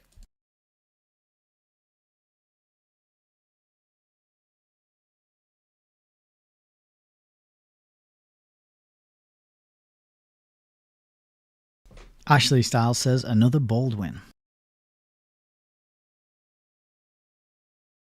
That in reference to the actors. LJ says, they would have no problem lying under oath, wouldn't mean a thing to them. Frankfurter, the fake sausage. See how the sausage is made. So those two chapters, pretty in-depth and detailed, lots of names. I'm finding it kind of hard to stay on the thread because things keep changing. There's the ISS, and then that became the lid, and then that became something else. But we're getting a lot of names, and so there's a lot of avenues for further research and exploration and learning. One of the names that stood out to me there was Huntermeyer. I've heard this person's name referred to, I want to say by Richard Grove at some point. So that's one I need to look up again. And then there's also the Rand School, which I think is a key organization. But one of the things that did stand out to me in that reading was how this movement, this mindset, this outlook, this worldview, it empowers the foreigner, doesn't it? Like that whole last bit there was about using the law to help and protect the people coming into the country. And that's kind of very much in line and echoing what we see in the present day. And again, talked to Nigel Watson about this, that we're living in this kind of socialist system which is set up to benefit non-native people. It's such a strong and a powerful incentive and lure that people who want to leave where they're at for whatever the reason can do so. They can get here. And as long as they can get here, then they're taken care of once they are here. And then it gummies up the whole system for the native population. And you can see the impact that it has on streets where you see different languages on the signs and whole areas that feel like a new culture has taken over that area. And if you voice concern or you say, I'm not comfortable with this, or you question it, then you're shouted down as a nasty supremacist, right-wing, extremist, racist, bigot type of character. And this is part of, I think, this ties in very much with what we've just been reading in the last two chapters. For example, there was the socialist candidate in the presidential elections, the only time that one was ever put forward, got 400,000 votes, largely from Russian Jewish immigrants to the country. And just now here again, we were hearing those stories at the end there about that couple who had their, they were Italian, weren't they? And that saga went on for so long with a bunch of people trying to paint them as these innocent immigrants who'd been unfairly treated at the hands of this. Remember the evils the current system, and that's always the socialist way. And remember, the socialists are communists, are technocrats, are internationalists, are globalists, are top-down scientific centralized controlists. And so they're always going to want to paint the current system in as bad a light as possible, no matter what. Because you have to break down the existing order and structures in order to bring in the new ones, which is like the the Hegelian dialectic. You've got the thesis, and then the antithesis, and then the synthesis, right? And so the thesis would be capitalism. The antithesis, the antithesis would be communism, and then we're now kind of in that third stage, or heading into that third stage of synthesis of the two systems, and that was the result of this book. Wormser, who wrote this book, Foundations, Their Power and Influence, and the author of this book was tasked with investigating the philanthropic foundations, and found that their whole purpose and goal and mission was to merge the communist system with the capitalist system to create this third way. And I feel like the Fabian socialists are very much aligned with that as well. They're kind of like derailing and pointing out the problems and saying, isn't this capitalist system that we're in terrible? Look at all the issues that it's causing. We gotta undercut it. They're just like nagging at it, nipping at it. Like there was the image in one of these chapters, wasn't there? Like about that, the slogan in the cafeteria, every bite you take is a bite out of the capitalist system.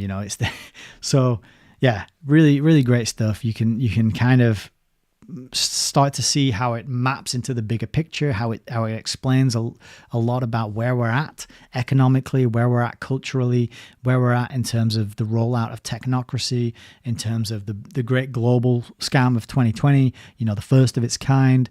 What a time to be alive, to live through that and to be able to analyze it and pick it apart and talk about it. And what a blessing, as well as mightily scary and alarming and stressful. But, at the same time, what a blessing, because I always want to count my blessings. And I do feel like it's a blessing to be alive at this time, to have access to these books, to have a camera and a microphone, to have a wonderful audience to communicate these things to. It is all a huge blessing, fills my heart with joy, and I feel very glad to be doing it. So, excellent chapters. Are we halfway through? Ooh, I think we might be about halfway through now. Yeah, we're pretty much halfway there. And what is this? This is part 8. So we might get it in. We might get it in under 16 parts. We shall see. So a quick last review of the chat. I'll have a look at Odyssey. Nothing in Odyssey. Nothing on Rumble. What are you doing over on Rumble? It says there's 5 people watching and nobody wants to chat. No problem, no. You anonymous heroes. Hats off to you. You don't have to speak. You can wallflower all the way. Nothing is compulsory here. But if you do want to chat, it's kicking off in YouTube. It seems to be the place where people prefer to type words. Hermit Tramp says, nice reading. Good. One can only wonder at the strings pulled in fraternities for one another. Very good point. Yeah, Hermit. I nearly called you Hermit Crab then. Sorry, it's getting late. Very good point there, Hermit Tramp. It's a big club and you ain't in it. That is the sense I get. And that they just form a new board, form a new union, form a new group, give it some letters, elect a secretary and a president and a vice president, and they just continually trundle along, like creating nothing, adding nothing of value. It's always like the brainy people, isn't it? It's always like the lawyers, the writers, the teachers, the people who can't do anything with their hands. They can't do anything like physically productive that you can stand back and look at the end of the day. They're kind of like self-styled academics and self-styled intellectuals. But really, I think they just don't want to do any work. They just don't want to do any hard work. And so they're finding a way to push and bring in a system which will allow them to sit on their ass and exploit the rest of us. That's kind of how I'm feeling with it. LJ says, well done, Nick. Tricky names and quite a few. Yeah, there were some, that Schlesinger one, that gets me every time. CESB says, I could not have read those chapters to save my life. I'm still absorbing it. And well read. Well, thank you. I appreciate it. You can always, one tip, you might want to use a program called 4K Video Downloader. I wonder if I can get it up on the screen here. 4K Video Downloader. If you don't know this program, it is free and it is good. I think it's good. What you do is, I'll give you a live demonstration, shall I? A little bonus. You get the program, it's free, 4K Video Downloader. And then you go to a video that you want to download. Let's say you want to download this video, the one that we're making now. You will get the URL, which I'm doing on another screen. But we're not going to be able to download this one, obviously, because it's still live. You get the URL, copy it, you come back to 4K Video Downloader, and you click Paste Link. And then it gives you a few options, and you can just download the video direct from YouTube to your device, and then you can listen to it wherever you want, on the go, multiple times, and you can take it with you and absorb the information. Because this is such an information-dense book, I'm going to forget 80% of what I've read, So, but it's not about remembering absolutely everything. It's just about giving it that one pass through, and it all goes in. Even if you can't recall it, quick snap on when you want to, it all goes in. And the next time you see a name like that Huntermeyer name, I saw that Huntermeyer name, and I'm like, I've definitely heard that before. And the Rand was it Rand School? I've heard that before as well. And then the more repetitions and the more exposure you get to the information, eventually it starts knitting together and it becomes easier to recall and remember. So it's just about like getting those repetitions in and keep exposing yourself to the information. So keep at it and use 4K Video Downloader to preserve important documentaries and film and video and lectures and all this kind of stuff, because who knows how long it will be available for us to use as learning tools. So Gwen says they probably wouldn't be capable of doing an honest day's work. I think you're right. It is hard to get into the head and the motivations. I think Nigel Watson was onto something by saying they are just completely arrogant and literally genuinely think of themselves as superior and above the rest of us. And they have an actual genuine belief in their own superiority, and that they have a right to manage and lead and boss around and push around and exploit and everybody else. That's part of it. But I think part of it as well is just that they're just lazy bastards and they don't want to do any work. But anyway, I think we should wrap it up there. So FYI, I'm not going to be streaming at 7 p.m. Saturday night. But I am very warm to the idea of either doing one tomorrow night or at some point during the day on Saturday. I don't know when yet or what time. So if you want to catch that and tune in, best thing to do is go to my Telegram or go to Instagram. They are the two places where I am most consistent with announcing when I'm going to go live. So as a final reminder, just get this up on screen. As a final reminder, if you have a look at allmylinks.com/Hayes Reviews, you got a link to my Instagram here. You got a link to my Telegram here. You can get in those two. You'll see when I'm going to go live because I'll post it on one of these two. And as usual, you got YouTube, Rumble, Entropy, and Odyssey. They're the places we stream. You could pay me some crypto if you fancy. You could PayPal me or even buy me a book if you're finding value and enjoying what we do here and you want to keep it going. And I mean, even if you aren't able to support, then just showing up and, just showing up, that's enough. That still makes me happy, and I will keep doing it for people who keep showing up. But yeah, I'll just mention that again. So that is there. And if you want to catch the Friday / maybe Saturday broadcast, then you might have to keep an eye on Instagram or Telegram, because that's where I'll announce it. And I think that is it.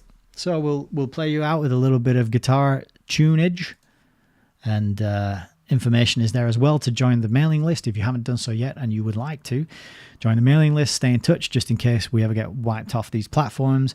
I'll pop up somewhere else. I'll give you a little bundle of guitar music you can listen to and do what you like with, which is not available anywhere else apart from via me and the other people who I've already sent it to you.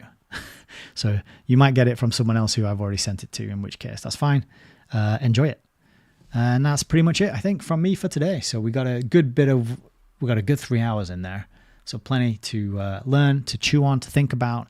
And I shall be back at some point tomorrow or Saturday. And then next week, our regular broadcast schedule will resume. So, take it easy, everybody. Take care of yourselves and each other. I hope you have a wonderful... It's Friday tomorrow. How good is that? Friday is fantastic. What a good feeling to be heading into the weekend. Hopefully we'll get some warmth, good weather, and we'll be able to do some stuff outside, because I think we all lack vitamin D and we all need to top up more. So, take it easy, enjoy yourselves, and thank you for being here and taking part. And I will see you on the next one. God bless.